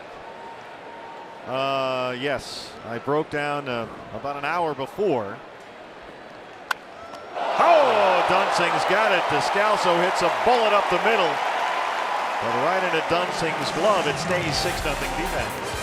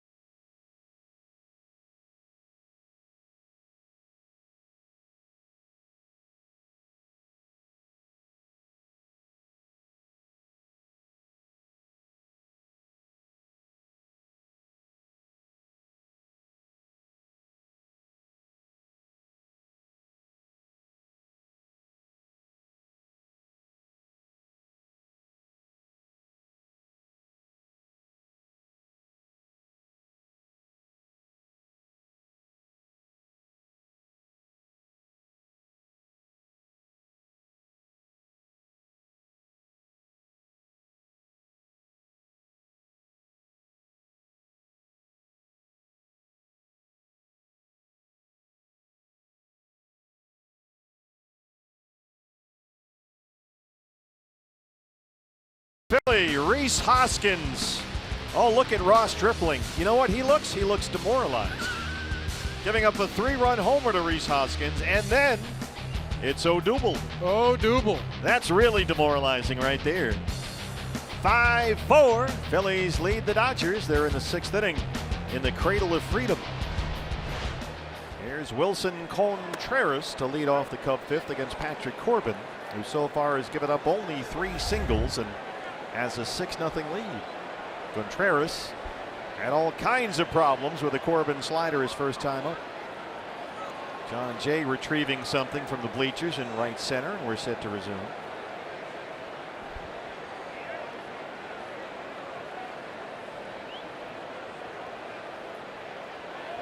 Look out.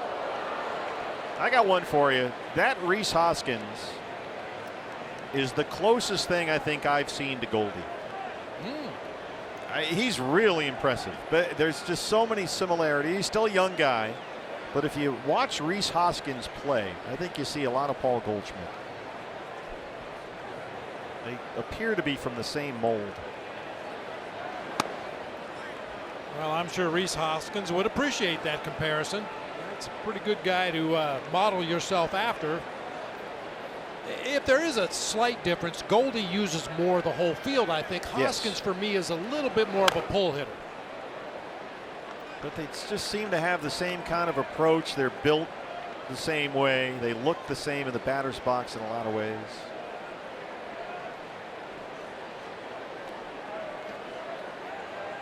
Our version's pretty good. Yeah, we like it.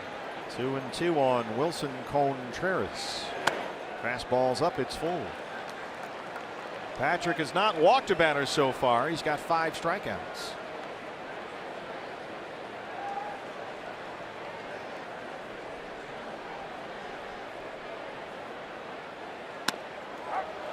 Ring him up and sit him down. He dropped the breaking ball in there. 6 strikeouts for Corbin. The sequence started the same way as Contreras' first at bat. Big, slow curveball for a called strike. Then he misses badly with a slider, misses badly with a fastball, gets back in the zone with a slider.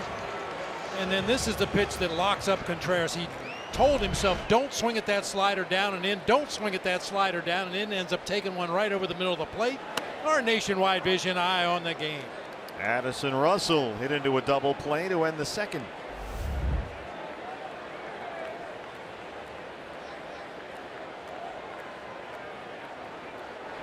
Patrick with 6 ground ball outs so far in addition to his 6 strikeouts.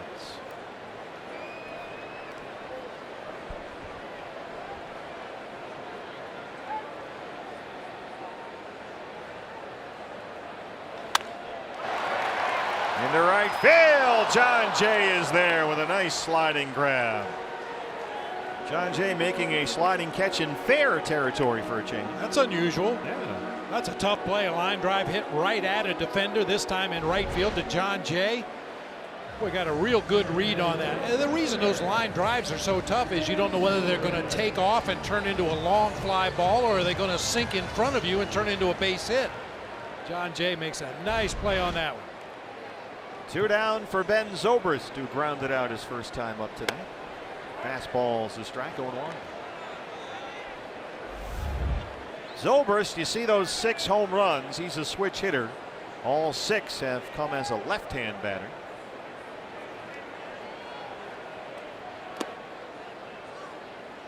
Well, it took to the bottom of the 5th inning, but Patrick Corbin gives up his first out in the air in the ball game tonight. How about that, huh? Randy Rosario, another left-hander, warming up with the Cub bullpen. Little tapper stays fair. Corbin's on it, and he makes a terrific play. Patrick at Wrigley Field, 5 scoreless innings at 6-0 D-backs.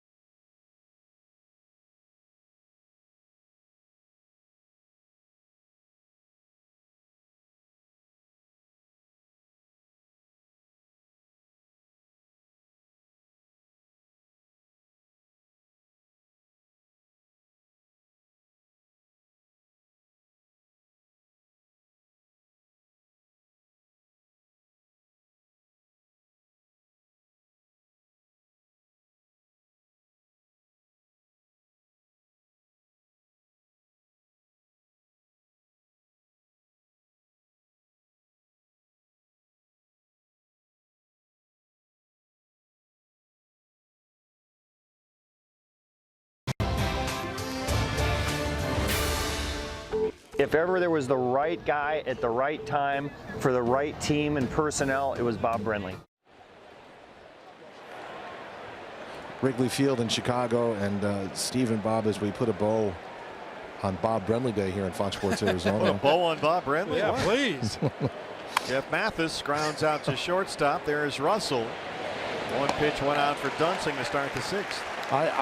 I wanted to replay that particular comment from Bob Melvin, manager of the Oakland A's, and just give you a sense of how much fun it has been for all of us here at Fox Sports Arizona in tracking this 20th anniversary team in lockstep with the Arizona Diamondbacks, because we've been able to touch base with so many old friends along the way. And you might recall that trip to Oakland while I was busy fawning over the Swingin' A's reunion from the 70s. You were fawning. I had a chance to talk to Bob as well as Matt Williams, and those guys were so prepared to talk about their experiences, in particular about the guy sitting next to you, Steve. They couldn't wait on a game day, no less. And I think that's been the best part. I can't wait for the show to debut at the end of the month that you were talking about, the tribute show that we have here in Fox Sports Arizona. But I thought Bob Melvin nailed it regarding this guy right here, Bob Brenly. The right guy with the right group of players at the right moment, and you're raising the World Series trophy. 2-0 on Patrick Corbin. Why were you the right guy for that particular group of players? You know, I don't mean this by any stretch of the imagination to be throwing stones at Buck Showalter. He had his style. I had my style. Torey Lovello has his style. Same thing for Joe Madden. Everybody's a little bit different in your experiences in the game, and I think the fact that I just kind of loosened the reins a little bit. They were a bunch of thoroughbreds, a bunch of really, really good veteran major league players, and I just told them, go do what you do. You're all very good. Matt Williams, you're the best third baseman in the game. Go be the best third baseman in the game. Mark Grace, you're one of the best leaders on this team. Go be a leader. I just let them do what it was they were good at and stood back and watched, and it was fun to watch. Steve, as the proprietor of Todd's Garage, I would like to propose a request of Bob's Garage. I'd give anything, Bob Brenly, for that cocktail napkin that you wrote the rules on in spring training. Even if it's just on loan. On loan to the museum? Yes. What were the rules again? Be on time and play hard. That was it. I mean, and I had heard that from other managers in the past. It's not novel, it's not new, but I think it was something that team needed to hear. Just show up on time and go out there and kick butt every night, and that's what they wanted to do, and that's what they did. Patrick putting up a fight here, 2-2 against the lefty Dunsing.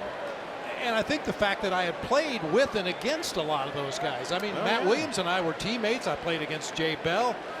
You know, they were very familiar with me as a player, as a coach with the Giants, as a broadcaster there with the Diamondbacks the first few seasons, and you know, it just seemed like a natural move to come down out of the booth and take that team over. So had you have had a much younger team, that approach might not have worked. Well, that's what they told me in '04 when they showed me the door.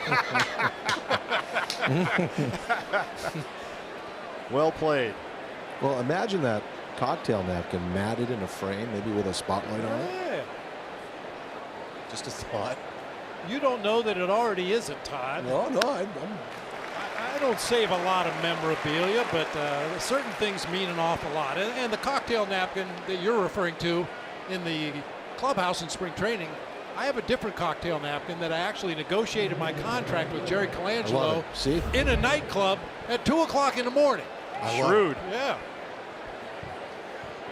So, you know, Jerry wrote a number on the paper and slid it over to me, and I looked at it, and I wrote another number and slid it very cautiously back to Jerry, and he said, "Is that it?" And I said, "That's good for me." Drinks all around. Drinks all around, and we ended up walking back to the team hotel. I don't know, 2:30 in the morning, and the rest is history.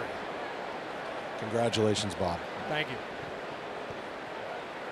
John Jay fouls that one away. And thank you, Todd, for all your nice comments. I really do appreciate it. I know you had to twist Mel's arm and grab Matty by the ear to get him to say good things, but I do appreciate it. It was with a paper towel request. It just kept going back and forth. But it was from their hearts. You could feel it, and you'll see it on that show coming up at the end of the month. Those, by the way, were bugs and not raindrops. Just off the lake here.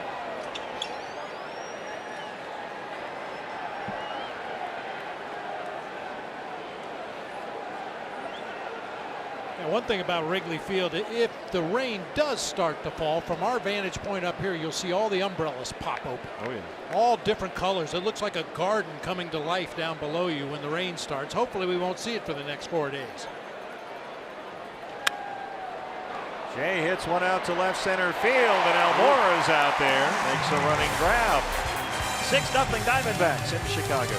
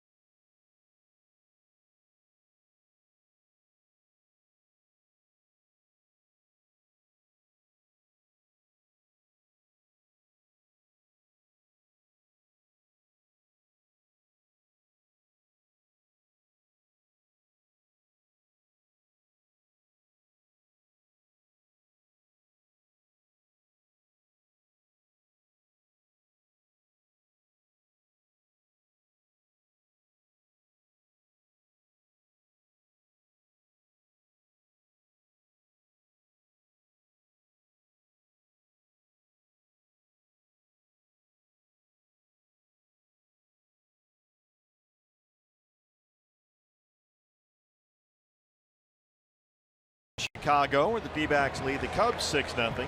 Fans, MLB.TV now available at a lower price, $82.99. Lets you watch every out-of-market regular season game, live or on demand. Your subscription includes MLB at Bat Premium.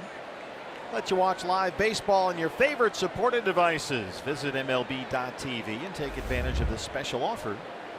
Ian Happ leads off the Cubs 6th against Patrick Corbin.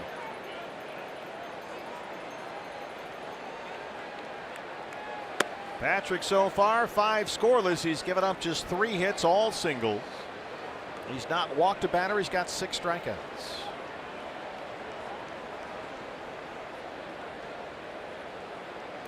Pitcher spot is up next behind Happ. Jason Hayward has come out in the on-deck circle. Hayward not in the starting lineup tonight for Joe Madden.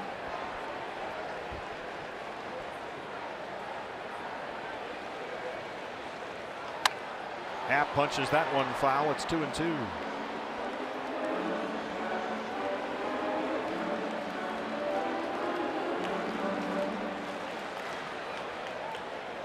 Joe Madden's Cubs, 58 wins, the most in the National League. They're 18 over 500.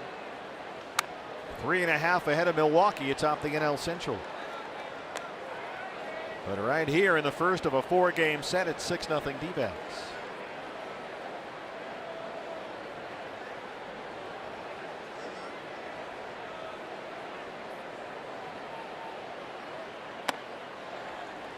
Full count, 3-2.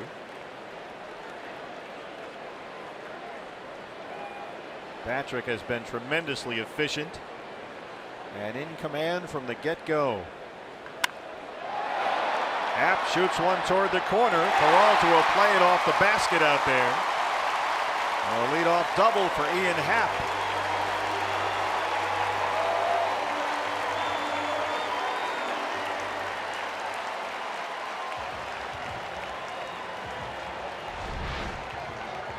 Another slider from Patrick Corbin. This time it looked like Happ was anticipating that pitch. Just dropped the bat head, a very quick swing like you would approach a fastball inside, able to get the barrel on it, drive it over David's head for a leadoff double. And now here's Hayward hitting for the pitcher Dunsing.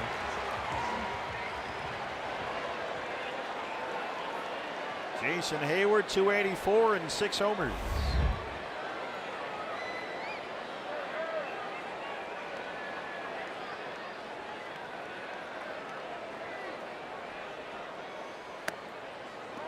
Fastball's a strike 0-1. D-backs have the shift on. 3 infielders on the right side.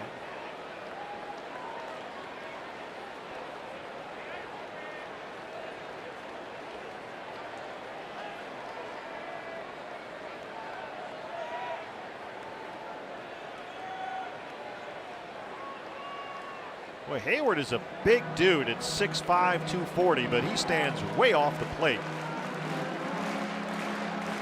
Gonzo was talking about that this weekend with Carlos Gonzalez. Hayward is even further back off the plate than Cargo.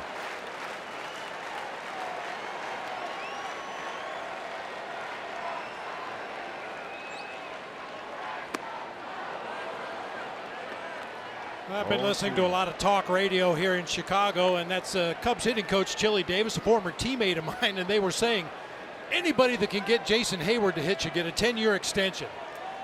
Hayward struggled in his couple years here with the Cubs, hasn't put up the kind of numbers they expected, but seemingly has struck a chord with his new hitting coach Chili Davis and having one of his best offensive years in a while.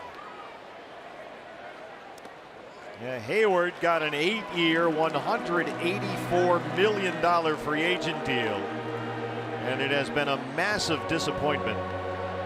He's played 2 seasons here. He's hit .243 with 18 home runs. But the numbers are trending up this year. Yeah, Cubs are really happy with Chili Davis and the work he's done with this Cubs offense.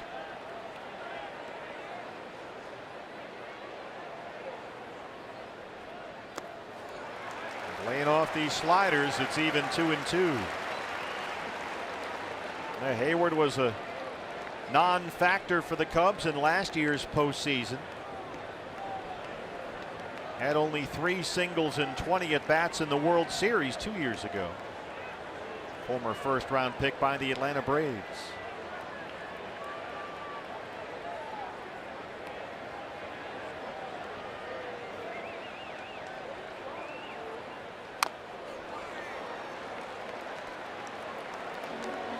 But Hayward this year is holding his own against left-hand pitching. He's .286 against lefties.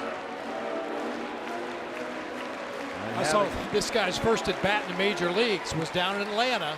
It was a home run, right? Against Carlos Zambrano, a 3-run bomb that hit in the back of the bullpen at the old stadium down in Atlanta. Just a massive home run. And he's from McDonough, Georgia. He was another local draftee by the Braves, like they like to do.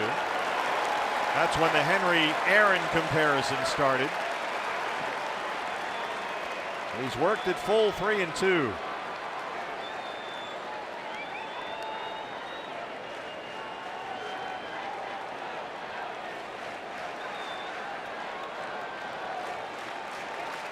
Big pitch for Corbin with Rizzo on deck.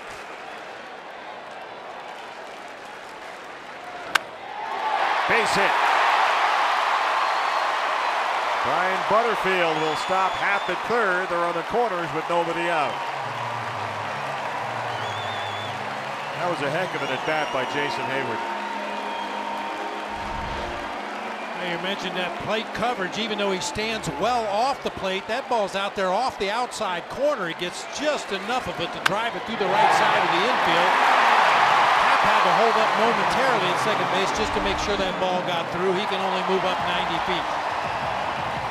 Here's Rizzo, who has grounded out and singled.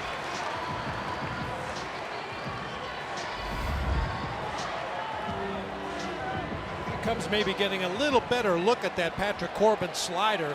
Both Ian Happ and Jason Hayward saw 7 pitches in their at bat and laid off some tough sliders. Now the 3rd time through the order for Patrick. In contrast with Hayward, look at Rizzo right on top of home plate. Double play ball here. Descalso can't handle it. They get one, Hap scores, and it's 6-1.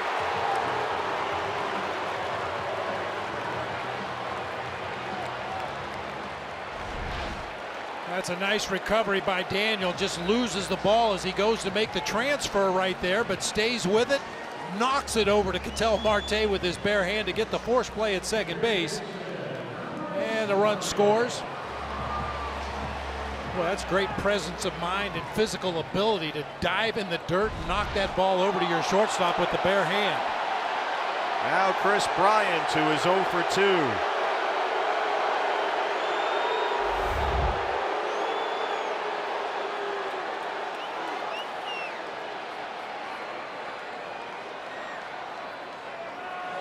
Quite sure the reaction of the Cub fans here. They showed a replay on the big board, but I'm sure they saw the same thing we did. They just didn't like what they saw. Well, it wasn't the worst thing in the world. It's still a 5-run lead. You've got Rizzo at first with 1 out. Descalso right behind the bag at second against Bryant, who lifts this up in the air, foul along the right field line.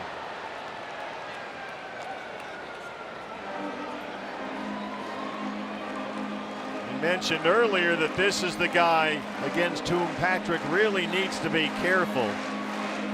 Bryant hitting almost 380 versus left-hand pitchers this year. So far he has grounded out and struck out.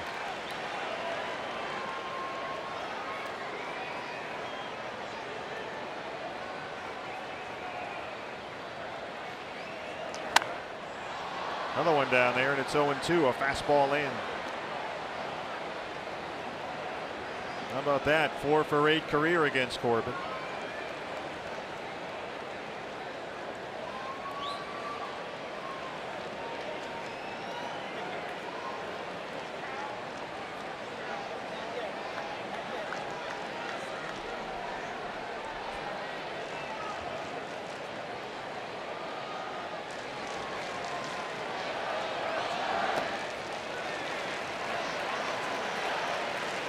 Well, you look at this Cubs group, they really are homegrown offensively.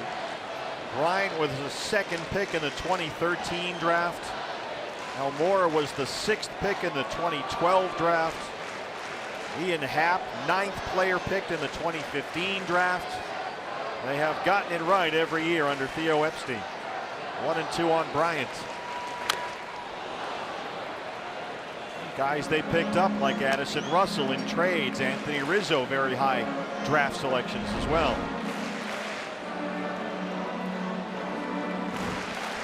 Fouled off the front leg that time. Patrick got away with one that time. That slider was up over the middle of the plate.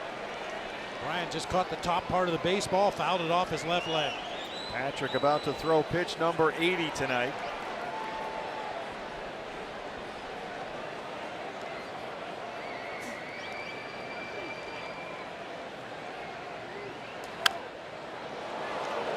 The offensive group that the Cubs have put together here, all homegrown, all high picks. The pitching has been a very different story. The philosophy seems to have been here, Bob, don't spend high picks on pitchers, they might get hurt. Let's trade for some healthy guys and pick hitters in the draft, and that's what they've done. Well, it certainly worked for the Cubs, no question about that.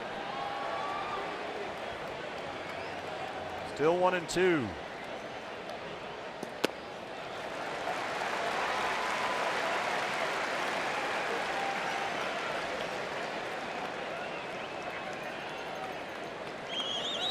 Patrick having to work a little harder in this inning. I really just think it's a matter of the Cubs seeing that slider for 2 at-bats. Now the 3rd time through the order, they got a little better feel for it.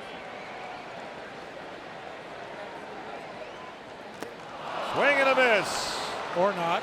7 strikeouts for Corbin. That's a big out, number 2.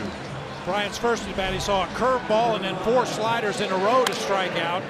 A couple of fastballs to start the sequence, both at 91, both in the middle of the plate. Bryant late on both of those, and then it was slider mania up until that pitch. Fastball in, comes right back with a slider in nearly the same spot. Gets the swinging strike 3. Our nationwide vision eye on the game. There's Almora. I'm guessing that fastball followed by the slider in the same spot really helps disguise that slider, doesn't it, or fool him? Yeah, you know, we talked a lot early in the season about tunneling. And the hitters see a pitch out of a pitcher's hand, they read the rotation and anticipate where the pitch is going to end up. Well, if you see a 91-mile-an-hour fastball on the inside corner at the knees, and then the next pitch is a slider that starts in that same tunnel, a lot of guys are going to go ahead and swing at it in that late movement down and in, either a strikeout or an easy ground ball to the left side. Corbin knocks it down and hit him in the chest, and they retire Almora. Cubs get a run. We're through 6 at 6-1 D-backs.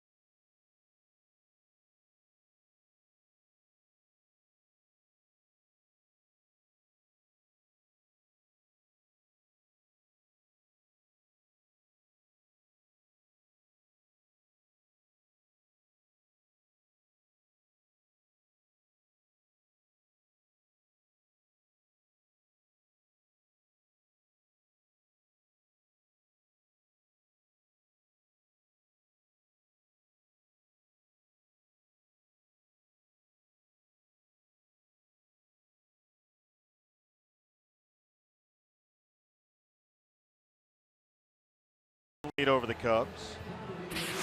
Season tickets on sale now for 2019. You can secure the best seats for the lowest price and lock in benefits like postseason priority, access to player events, discounts on merchandise, and a whole lot more. Become a D-backs season ticket holder in 2019 or renew 602-462-4600 or log on to dbacks.com/tickets. New pitcher for the Cubs, left-hander Randy Rosario. His 25th appearance of this season, a 2.15 ERA. Nearly as many walks as strikeouts in his 29 1/3 innings of work. Jason Hayward remains in the game, takes over in right field. Ben Zobrist goes over to left, Ian Happ to center, and Albert Almora comes out. Pitcher spot now third for the Cubs as Goldie leads off the 7th.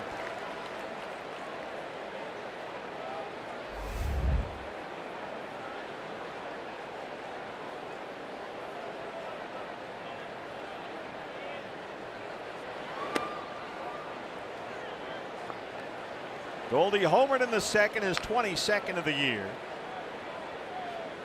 An opposite shot to right field off the right-hander Luke Farrell.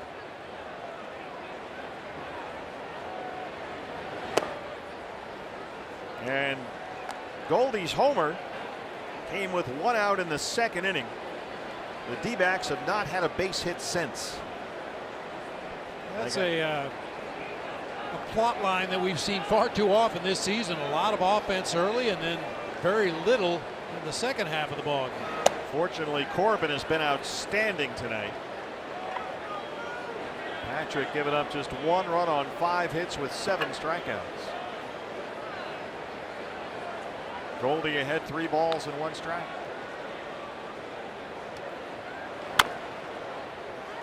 It was a rough series for Goldie, Bob, against the Rockies. He was 1 for 12 in the 3 games versus Colorado. He struck out 9 times. And a lot of those 9 strikeouts were low 90s fastballs right down the middle of the plate. Every time I see Goldie do that, I assume he's got something wrong with his eyes, because he just doesn't miss mistake fastballs very often. Got a piece of that fastball in at 94. He looked a lot like he did in May. Yeah, when things were really going south for him. Just not making contact on pitches that he normally drives hard somewhere. Peralta on deck, Pollock in the hole. 3-2 on Goldie.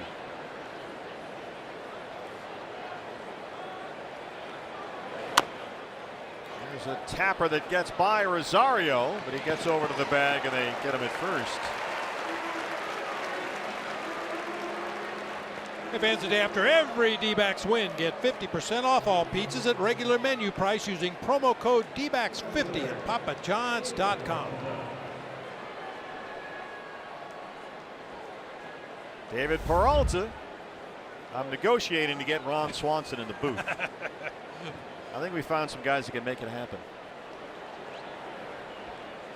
Nick Offerman, the actor, is here. They're going to challenge that play at first, by the way. Torrey wants to put the headsets on, so Bruce Dreckman and Mark Carlson will head over to the third base side and they'll talk to New York. It may seem like an odd time to challenge a play at first base, but you know, you get Goldie on leading off here in the 7th inning. Who knows what might happen? Was Rosario's foot on the bag or over it? Who had the longer cleats right there? Alan Campbell clearly spotted something in the video room. Let's see. Wow. Woo. There's the tip of a cleat on the bag. That's an excellent eye by AC right there. Boy, and props to Goldie. I mean, he just smothered that ball off a home plate, an easy ground ball to the right side. It would have been easy for a lot of superstar players at the major league level just to jog on down to first base and make a right turn, but we know that's not part of Goldie's makeup. That second angle we showed you is the best one we have. That's a pretty clear-cut look.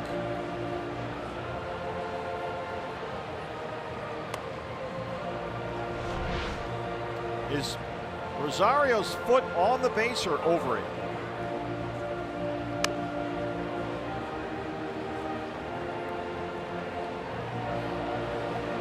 I don't know if he ever touched the bag.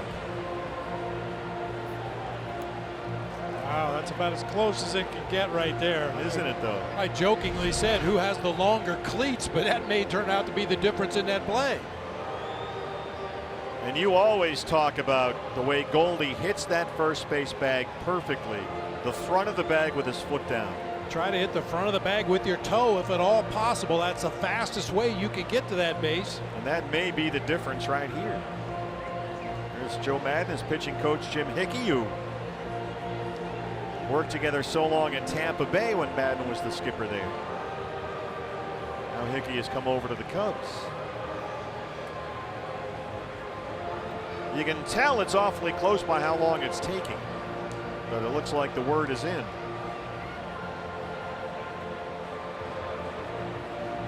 He is out at first. I still think that was worth a shot right there. As I mentioned, you get Goldie on base leading off here in the 7th. We talked about how the Diamondbacks just can't seem to get the offense going in the latter parts of the ball game. And the Cubs this season, 7th inning and later, have an 80-run differential, a plus 80-run differential. They score a bunch of runs late in ball games. So here's David. Base is empty, one out. This is Sky behind the bag at second. Russell's out there. 2 outs. Yeah, we showed you the umpires over there reviewing that play. Mark Carlson, we talk all the time about the umpires never have a home game. Yeah. This is as close as Mark Carlson gets. A Joliet boy. This is Mike Farron country out here. Oh, it is. Yeah, the moral compass is from around here. A.J. Pollock. Yeah, RBI single in the first. The moral compass and I were comparing notes today because he grew up and has family in the area where my daughter lives now. We were talking about different restaurants and pizza joints. Mike had been to all of them. No. Multiple times.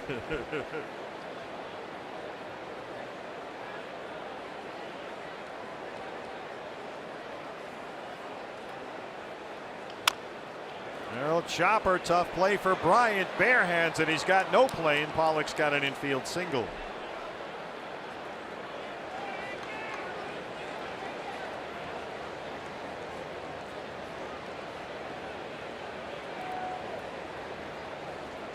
Now a chance for Jake Lamb.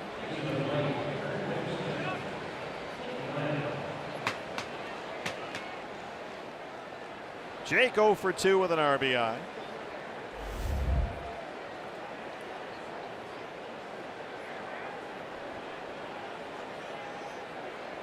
That's the first Diamondbacks base hit since Goldie's home run in the second inning.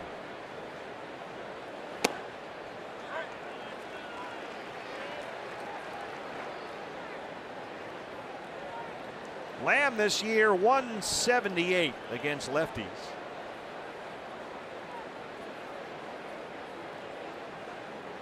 No shift on by the Cubs.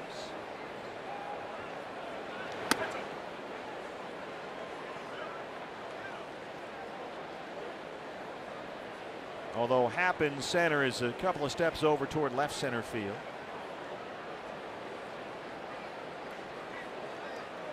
Not much.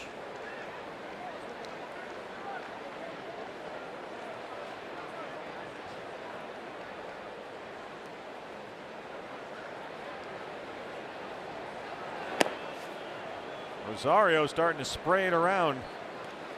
2-1. Boy, I tell you what, that Marlins man do. Does he ever watch a pitch? No. He's just buried in his phone all the time.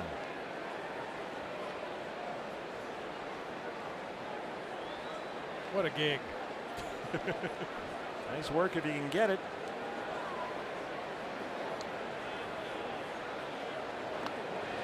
I was just thinking this might be a good time for A.J. Pollock to try to steal base number 11 on this season. We know that Jake Lamb struggles against left-handed pitching. You've got 2 outs in the inning. Try to get a jump over there, get yourself into scoring position in case Jake does do some damage against this lefty. Quick throw over. A.J.'s back in time.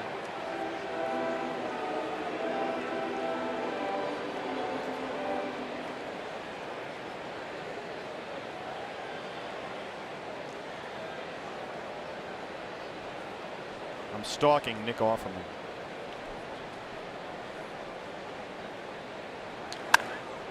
That's out of play.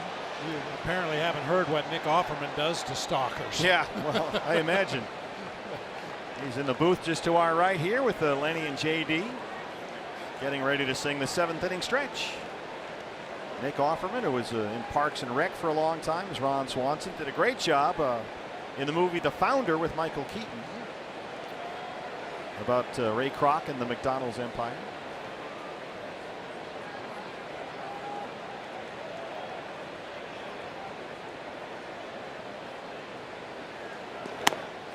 Fastball is there. We stretch in Chicago. 6-1 Diamondbacks.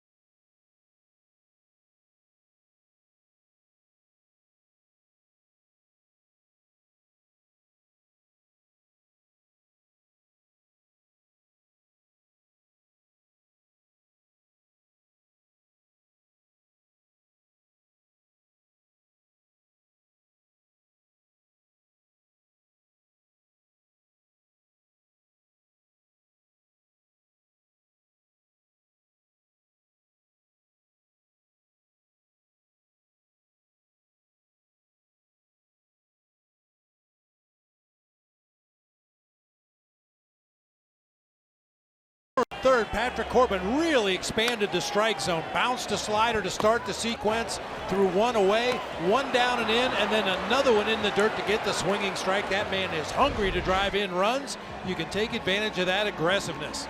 On his bobblehead night here at Wrigley Field. Yeah, I noticed the Javier Baez bobblehead is sponsored by Garrett Popcorn Shops. I don't know if you've been to Garrett's yet down on Michigan Avenue. Well, you were kind enough to provide us with a bucket in here someplace. This booth is so big I can't find anything. Wait, what? You're sitting on it, yeah. Yeah. Oh, I mean, cheese corn, the caramel corn. Here in Chicago, they combine the two.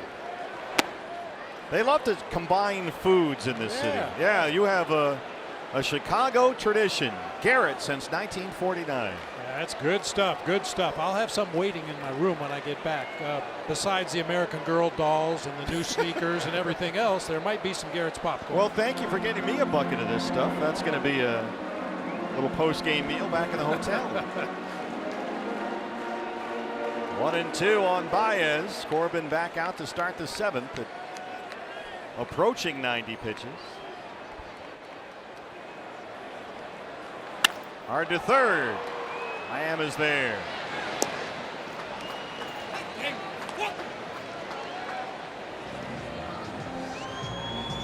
Now, a lot of times when you're driving around the valley, I have the baseball network, and I'll listen to Pat Hughes and Ron Coomer on Cubs radio because they're on during the day a lot. And I always like the way that Pat says Wilson Contreras.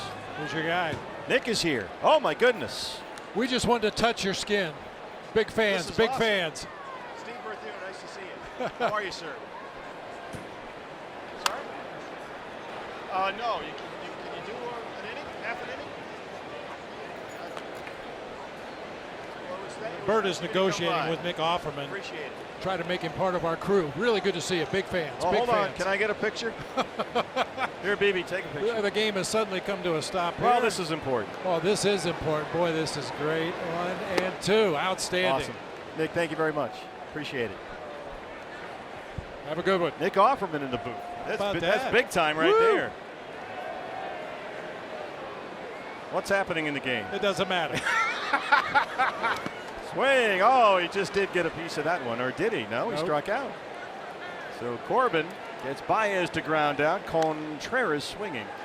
Well, you get the feeling if Wilson Contreras faced Patrick Corbin 100 at-bats tonight, he would swing at that slider in the dirt every time. I think you're right. Just hasn't had a real good look at it all night long. Oh, BB, you're an excellent photographer. Thank you. I'm going to send this to the truck. Good subject matter.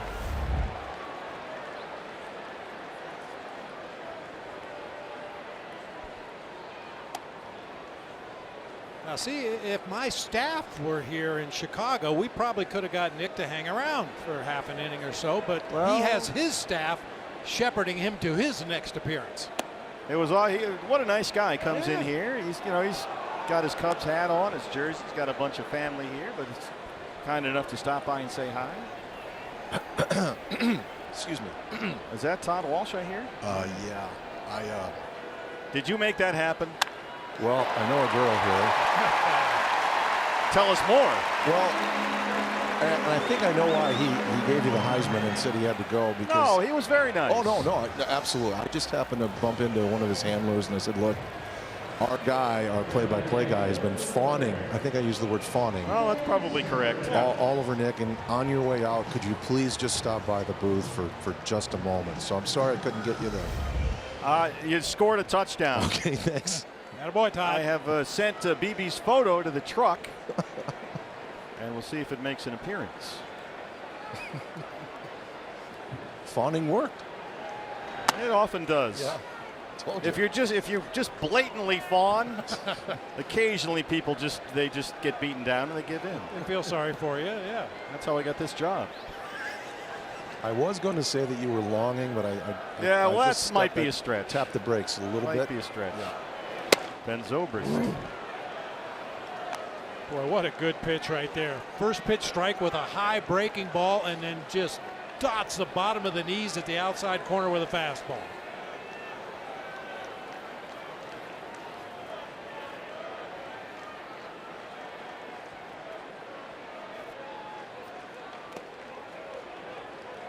tell you what, Bob, when I watch Patrick pitch in this ballpark, I think back to last year, which was one of the worst starts of his career at Wrigley Field, August 1st. 8 runs, 10 hits. He lasted only 3 innings. He got pounded. But that was really a turning point for him because he was outstanding down the stretch last year.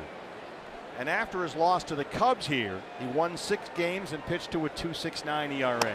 That really turned it around for him, and he has been outstanding here tonight. 7 innings from Patrick Corbin with a 6-1 lead.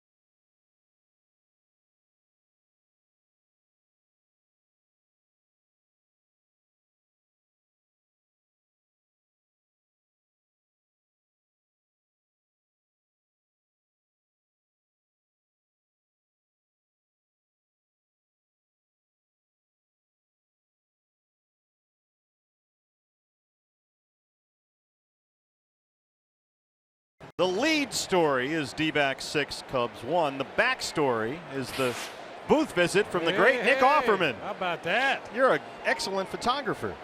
It's like I told you, between innings, I would have stood up to make the picture a little better, but my chair was jammed up against the wall here, and I couldn't get out of my seat. There's no room in this booth at all, but our thanks to Todd Walsh and Bob Brenly and Nick Offerman for stopping by real quick. He did ask, can I swear on your network? I said, nah, so he bailed. It's out of play. Rosario back out there to start the 8th. Pitcher's spot is due up 4th in this inning. Jorge De La Rosa starts to warm up in the Sanderson Ford bullpen. Boy, how about the job that Patrick Corbin did here tonight? He was just outstanding.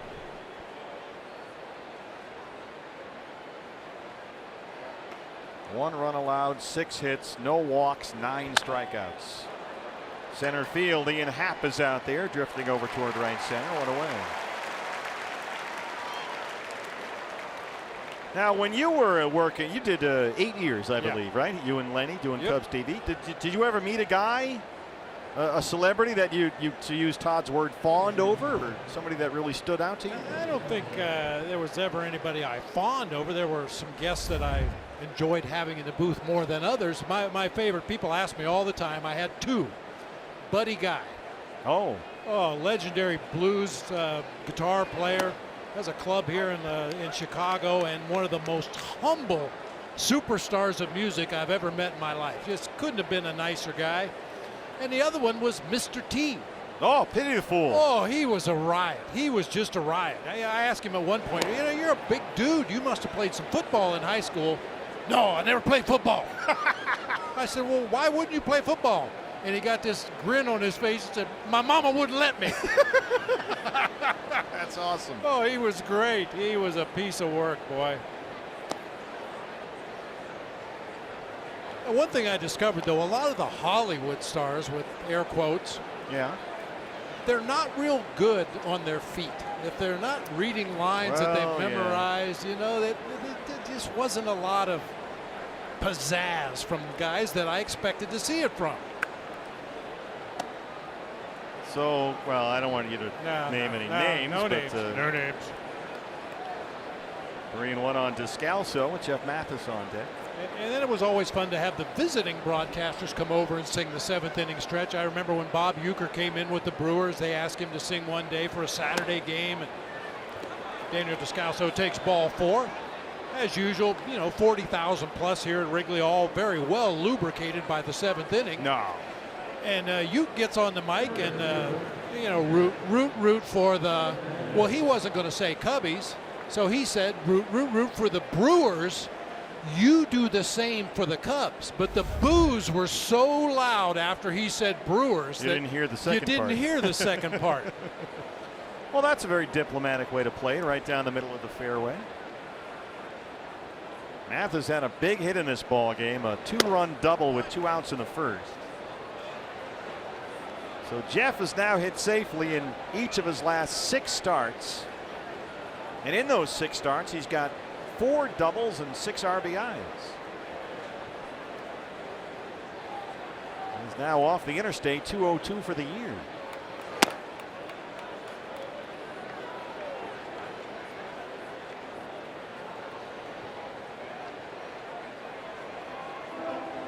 Mentioned that the pitcher spot is up next. And Nick Ahmed has come out in the on-deck circle. He will hit for Corbin. Rosario behind on Mathis 2-0 after he walked Descalso. Here's Nick. His bat has really come around lately. He's been a hitter the last several weeks. Had a big series over the weekend against the Rockies.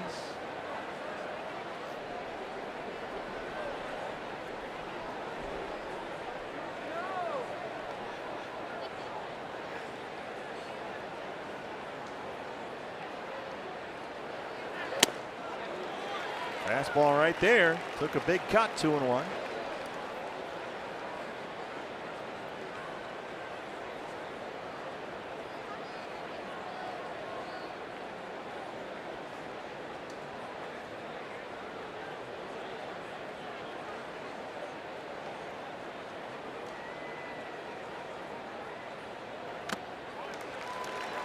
Looks like the way that Torey Lovullo is going to play the 3 catchers from this point on should be Mathis with Greinke and Corbin, and then John Ryan Murphy and Alex Avila with the other 3 guys, just depending on the opposing pitcher that day, right, left. But it certainly seems to have made a big difference for Patrick to have Mathis back there, as Corbin was outstanding here tonight.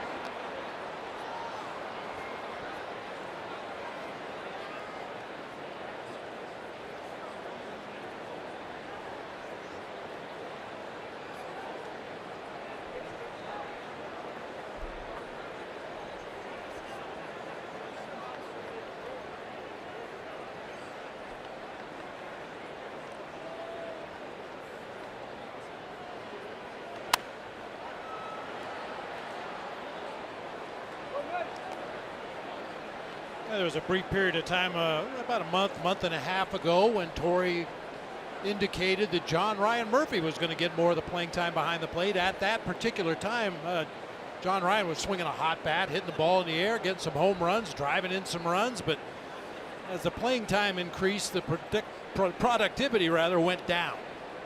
Yeah, there was definitely a regression to the mean there with John Ryan.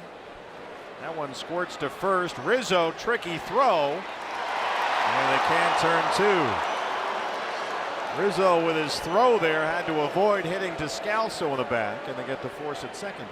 Yeah, it took a couple of extra steps into the infield to clear that runner, and that may have made the difference in turning that double play. Rizzo moving to his right. Nice play right there, and you can see a couple steps into the grass to clear the runner, and that gave Jeff Mathis enough time to beat Rosario to the bag at first. And now Nick Ahmed will bat for the pitcher Patrick Corbin. Nick at 231, he's got 12 homers.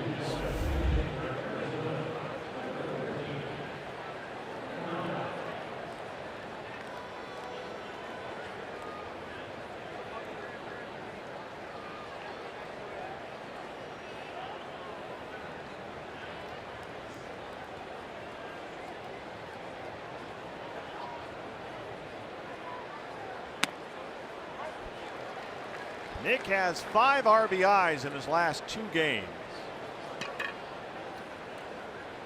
He's really had a good last 3 weeks or so at the plate.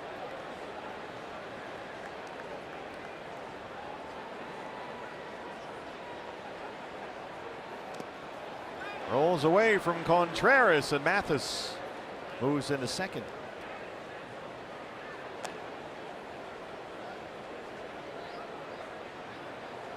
Kind of a half-hearted effort that time by Contreras. Just stuck the glove out there on the backhand side, tried to knock it down, actually knocked it over into the Cubs on deck circle, moving Mathis into scoring position with 2 outs. D-backs with only 2 base hits since the first inning. Would be really nice to tack on another run right here.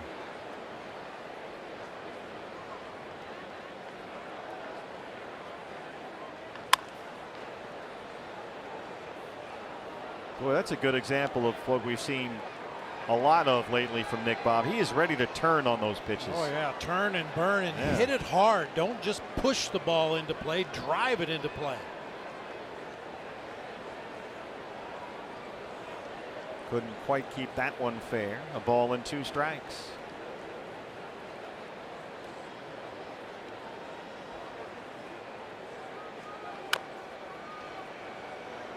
Boy, Patrick Corbin's night is over, but what an outstanding night it was for the 3rd time in his career.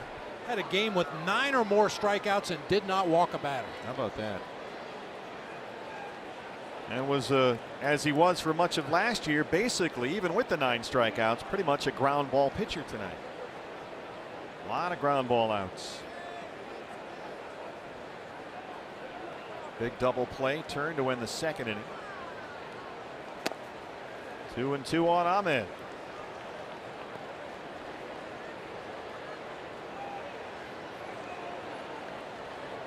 Dodgers have regained the lead at Philadelphia.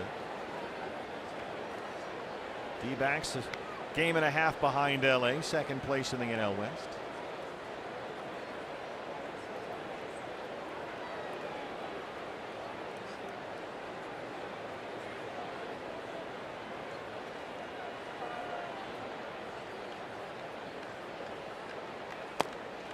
Another one gets behind Contreras, and Mathis is at 3rd.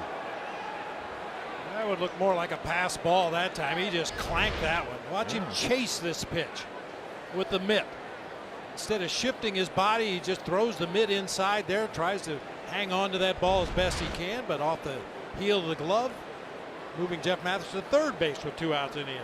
And now a full count on Ahmed, 3-2.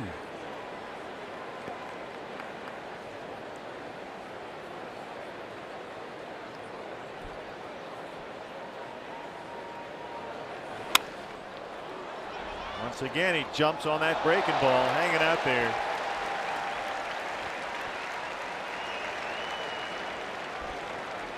Hey, there's a guy with a Gracie jersey. There you go, Gracie. There's quite a few of those around the ballpark.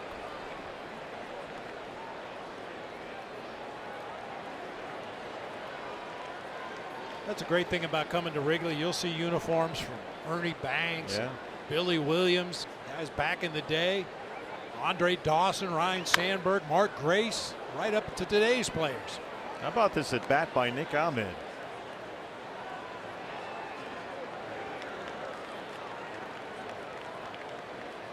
I've said it before, it's been a good at bat. Make it a great at bat.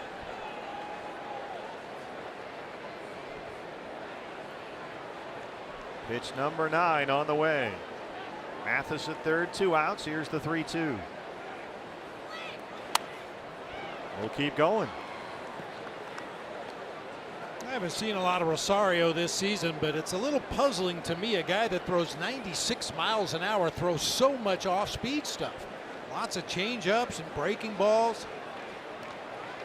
Here's Jim Hickey, the pitching coach.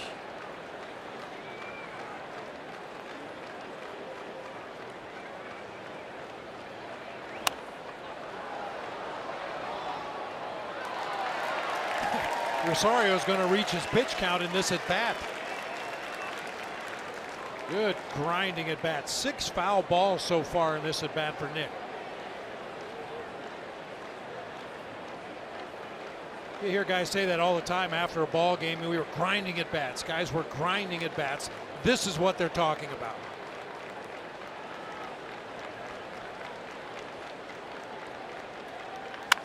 Ground ball, shortstop, it gets into left. Mathis scores, and Ahmed wins the battle. It's 7-1. One in at bat by Nick Ahmed. Boy, he earned that RBI right there. Didn't he, though? No doubt about it. Fouled off a lot of tough pitches. Finally gets a slider, an off-speed pitch that's knee-high, middle of the plate. Grounds it through that left side. Addison Russell trying to make that sliding stop. Get himself into a position to throw, but missed it. Joe Madden, slow walk out to the mound. He may be bringing in another position player to pitch.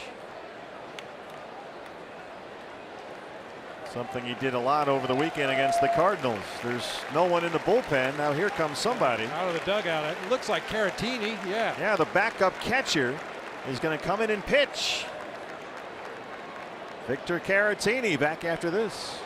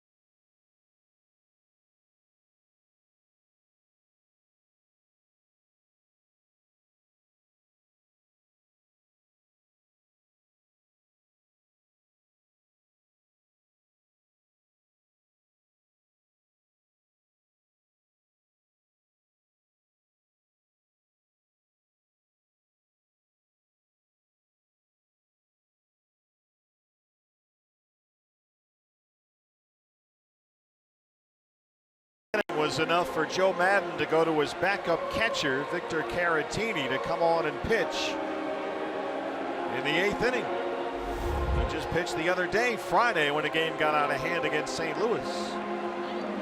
And he'll face John Jay. This is becoming more and more of a regular occurrence in Major League Baseball. Usually it's in lopsided blowouts, 13-0, 18-2, whatever it may be. This is a 6-run game. Well, it worked out. Hayward's got it. And Caratini gets a big standing O. D-backs tack on a run. It's 7-1.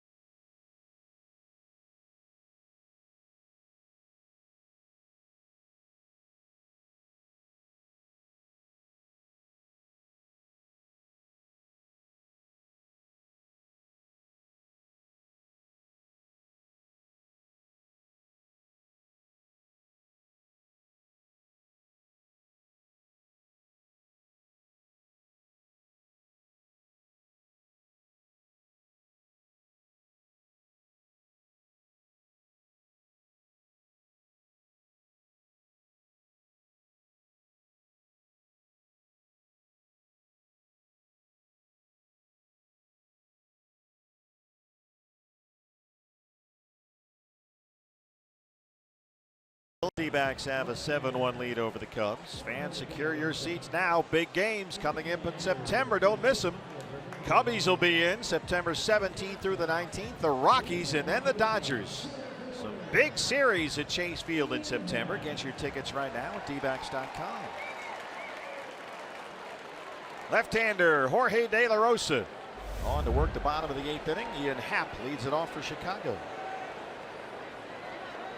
De La Rosa on after 7 outstanding innings by Patrick Corbin today. Patrick gave up only 1 run, did not walk a batter, had 9 strikeouts. Happ has struck out, doubled and scored. He's 1 for 2.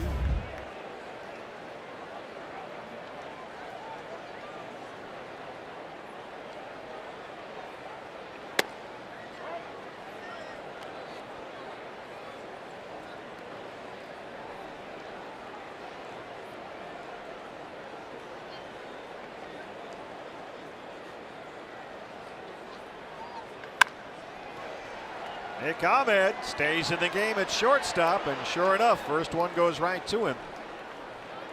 Ahmed in at short. Ketel Marte moves over to second base. Daniel Descalso comes out. Pitcher spot now 7th for the D-backs. Here's Jason Hayward. I might have to sick my staff onto that. How many times does the guy come into the ball game and the first ball is hit right to him? I can answer that. Yeah, every time. Every time. 100% of the time. It's amazing. It really is. Nick had that terrific at bat as a pinch hitter, stays in the game at shortstop. They'll put the shift on now for Hayward, who singled his first time up.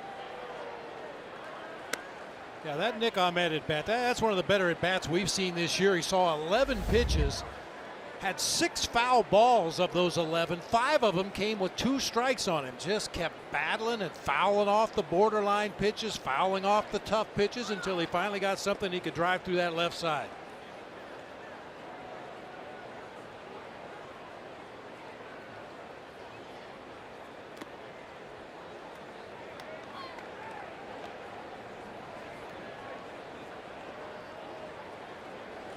Here's a look at the D-backs defense against the left-hand batter.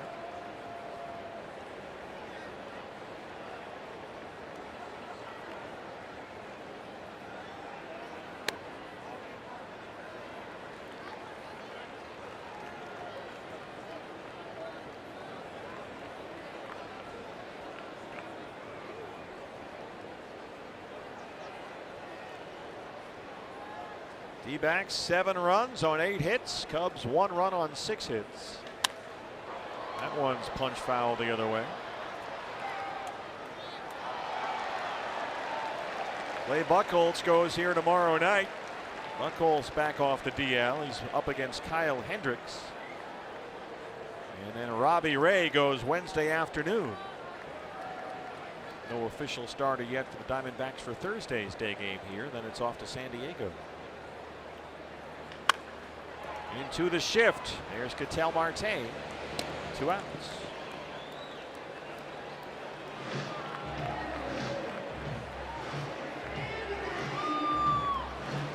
Anthony Rizzo, the leadoff batter.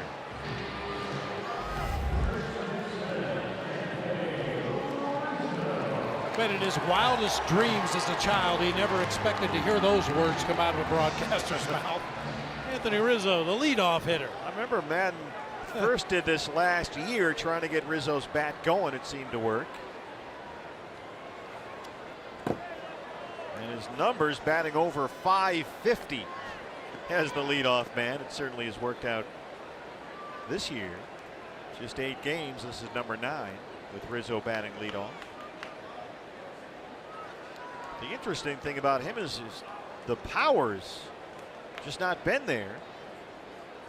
Now with Bryant, you understand he's had a left shoulder problem, so that's a significant injury for a hitter. But with Rizzo, just 12 homers. He's homered only once in his last 34 games. Slugging is down about 100 points. And this is a guy that's hit at least 30 home runs in each of the last 4 years.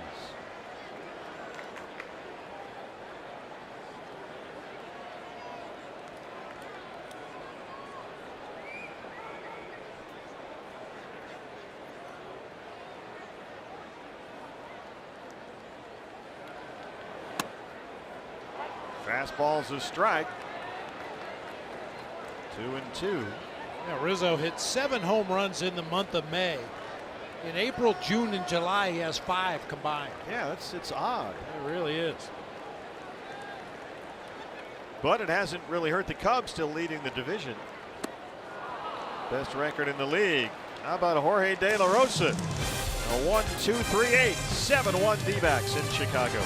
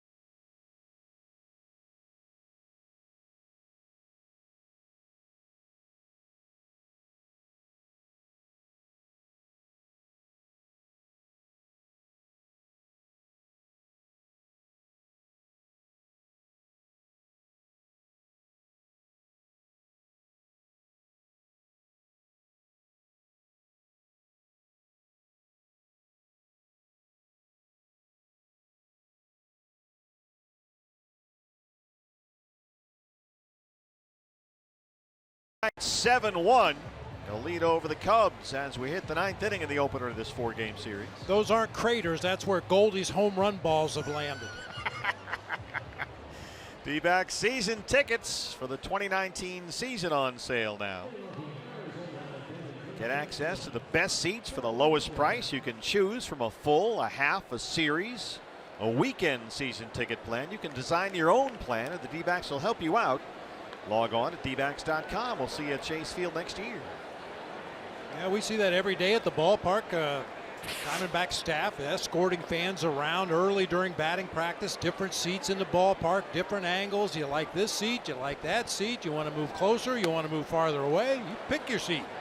Yeah, it's like buying a car. You sit in the car, you test drive it. You're going to buy D-back season tickets. We're going to make sure you're happy. Come on out and try it. Caratini back out there. Goldie slaps one into center. A leadoff single in the 9th. This is the backup catcher pitching for Chicago. Victor Caratini got the final out of the 8th. And now he'll face David Peralta. Yeah, Caratini has not been very good out of the stretch this year. David had a single in that 5-run first. Now this happened on Friday. The Cubs played the Cardinals here and lost 18-5. So Caratini should be used to this. Baez, Russell, they roll the double play.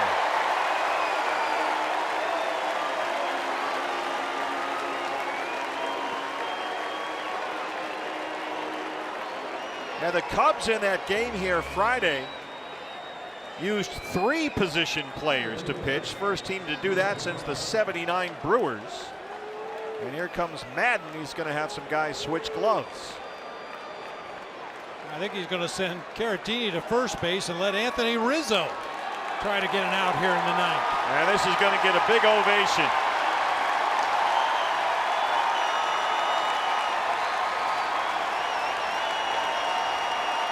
Well, Madden with his team down 7-1, giving a big crowd here something to have some fun with, as Rizzo will face A.J. Pollock. It's a lot of fun. I understand that when you're losing a ball game, you don't want to burn any more bullpen, but the timing of some of his changes. He took the left-handed pitcher Rosario out of the ball game, brought in Caratini to face a left-handed hitter. Now in this case, he takes the right-hander out to bring in a lefty to face A.J. Pollock. You know, Joe Madden is a big chemistry guy. Does this come under the heading of team bonding or something like that? I think so. You know, give the Cubs something to talk about in the clubhouse after the ball game. And yeah, like we talked about with Gracie pitching against the Dodgers, it kind of takes the onus off of a really bad loss. And you end up with the guys in a good mood in the clubhouse after the ball game, and they can't wait to get back to the ballpark the next day. I can certainly understand his motivation behind this. I mean, you can see the expressions on the Cubs players' faces behind Rizzo in that shot. They're all on the top step. Everybody's laughing and joking. And so if nothing else, you at least accomplish that. I mean, they can't wait to see how this turns out either. Well, if his warm-up pitches are any indication, we're going to see some eephus pitches. The first career major league pitching performance from Anthony Rizzo. Ninth inning, bases empty, 2 down. The batter will be A.J. Pollock.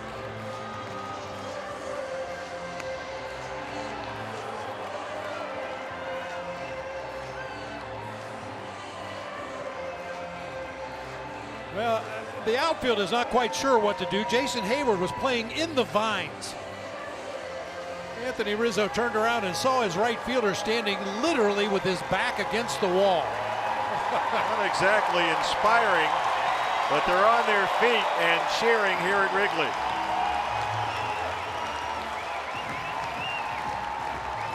AJ has singled twice and scored. He's 2 for 4.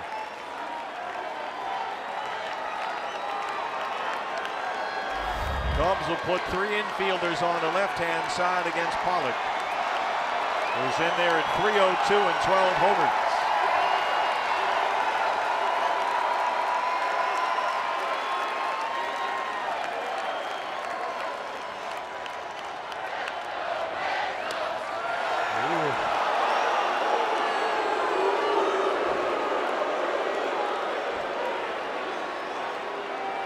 They put that up as a curveball. In the air, center field. Ian Happ.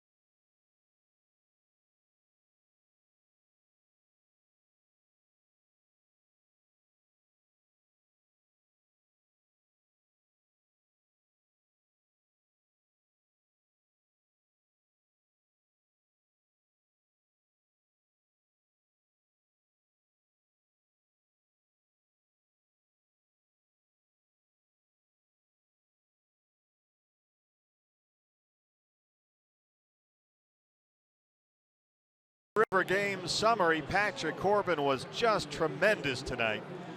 1 run on 6 hits in 7 innings. He didn't walk a batter, had 9 strikeouts. D-backs jumped all over Luke Farrell with a 5-run first and have never looked back. They lead at 7-1.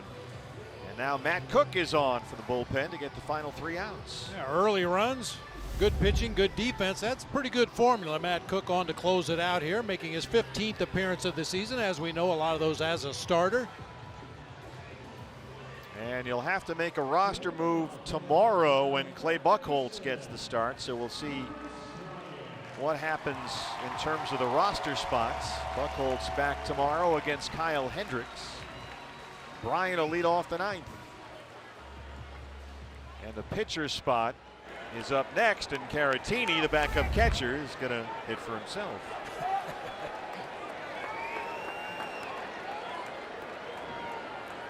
I guess, because Rizzo got the last out. They switched positions, so that's the first baseman now. Fastball misses, 1-0.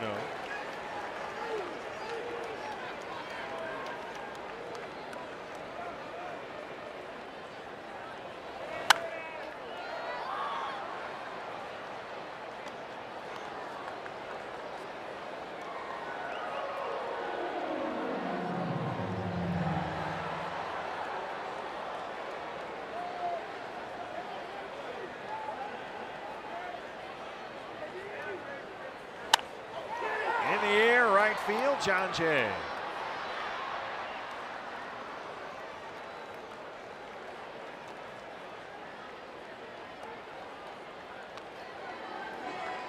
There's Caratini, who came on to get the final out of the 8th inning as the pitcher. Got a double play ball in the 9th and took over at first when Rizzo came in to pitch.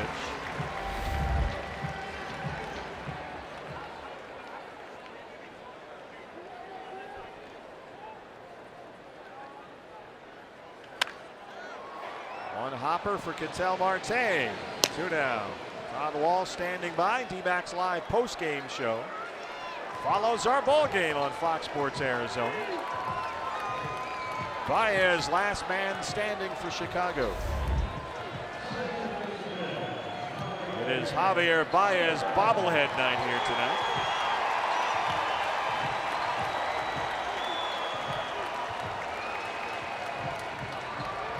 D-backs live pregame show tomorrow afternoon at 4:30.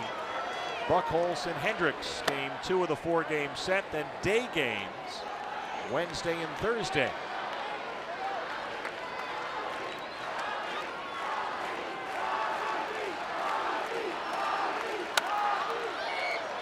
And ahead 0-2. Tell you what, this is a really good start to this road trip. They jumped all over Luke Farrell, a 5-run first. Really set the tone for the rest of the ball game. Corbin was outstanding. That's a base hit for Baez. We're getting Buchholz back tomorrow. Just keep building some momentum.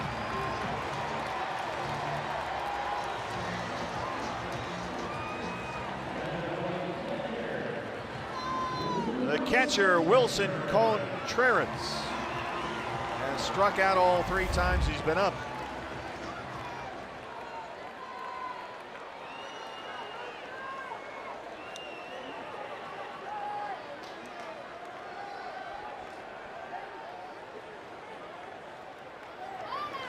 Baez will take second unopposed. There's a strike to Contreras.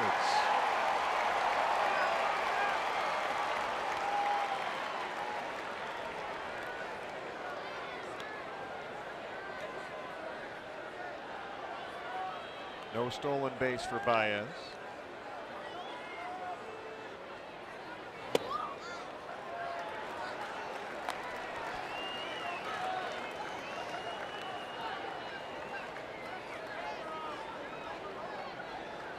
Mentioned earlier, Contreras facing Patrick Corbin tonight could swing all night at that slider.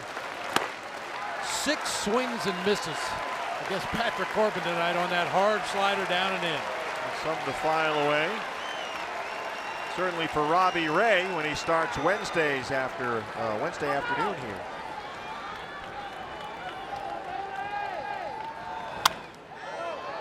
Two and two.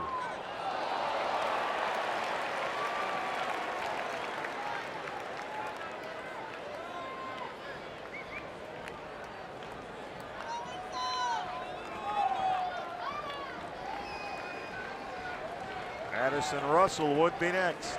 Cubs down to their last strike.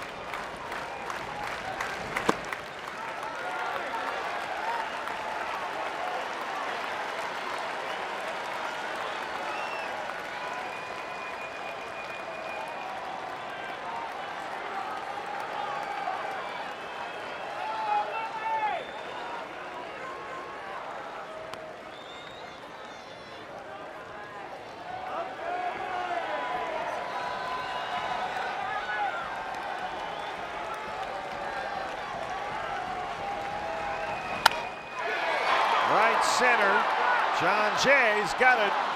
And the D-backs have a 7-1 win. They take the first of 4 here at Wrigley Field. What a way to start a road trip. It's a tough team, the Chicago Cubs, in their home ballpark. Just shock and awe in that first inning, and Patrick Corbin and the bullpen made it stand up. A 5-run first. Goldie with a homer in the second, his 22nd of the year. Ahmed tacked on an RBI single in the 8th. Corbin dominated, and the D-backs get a 7-1 win.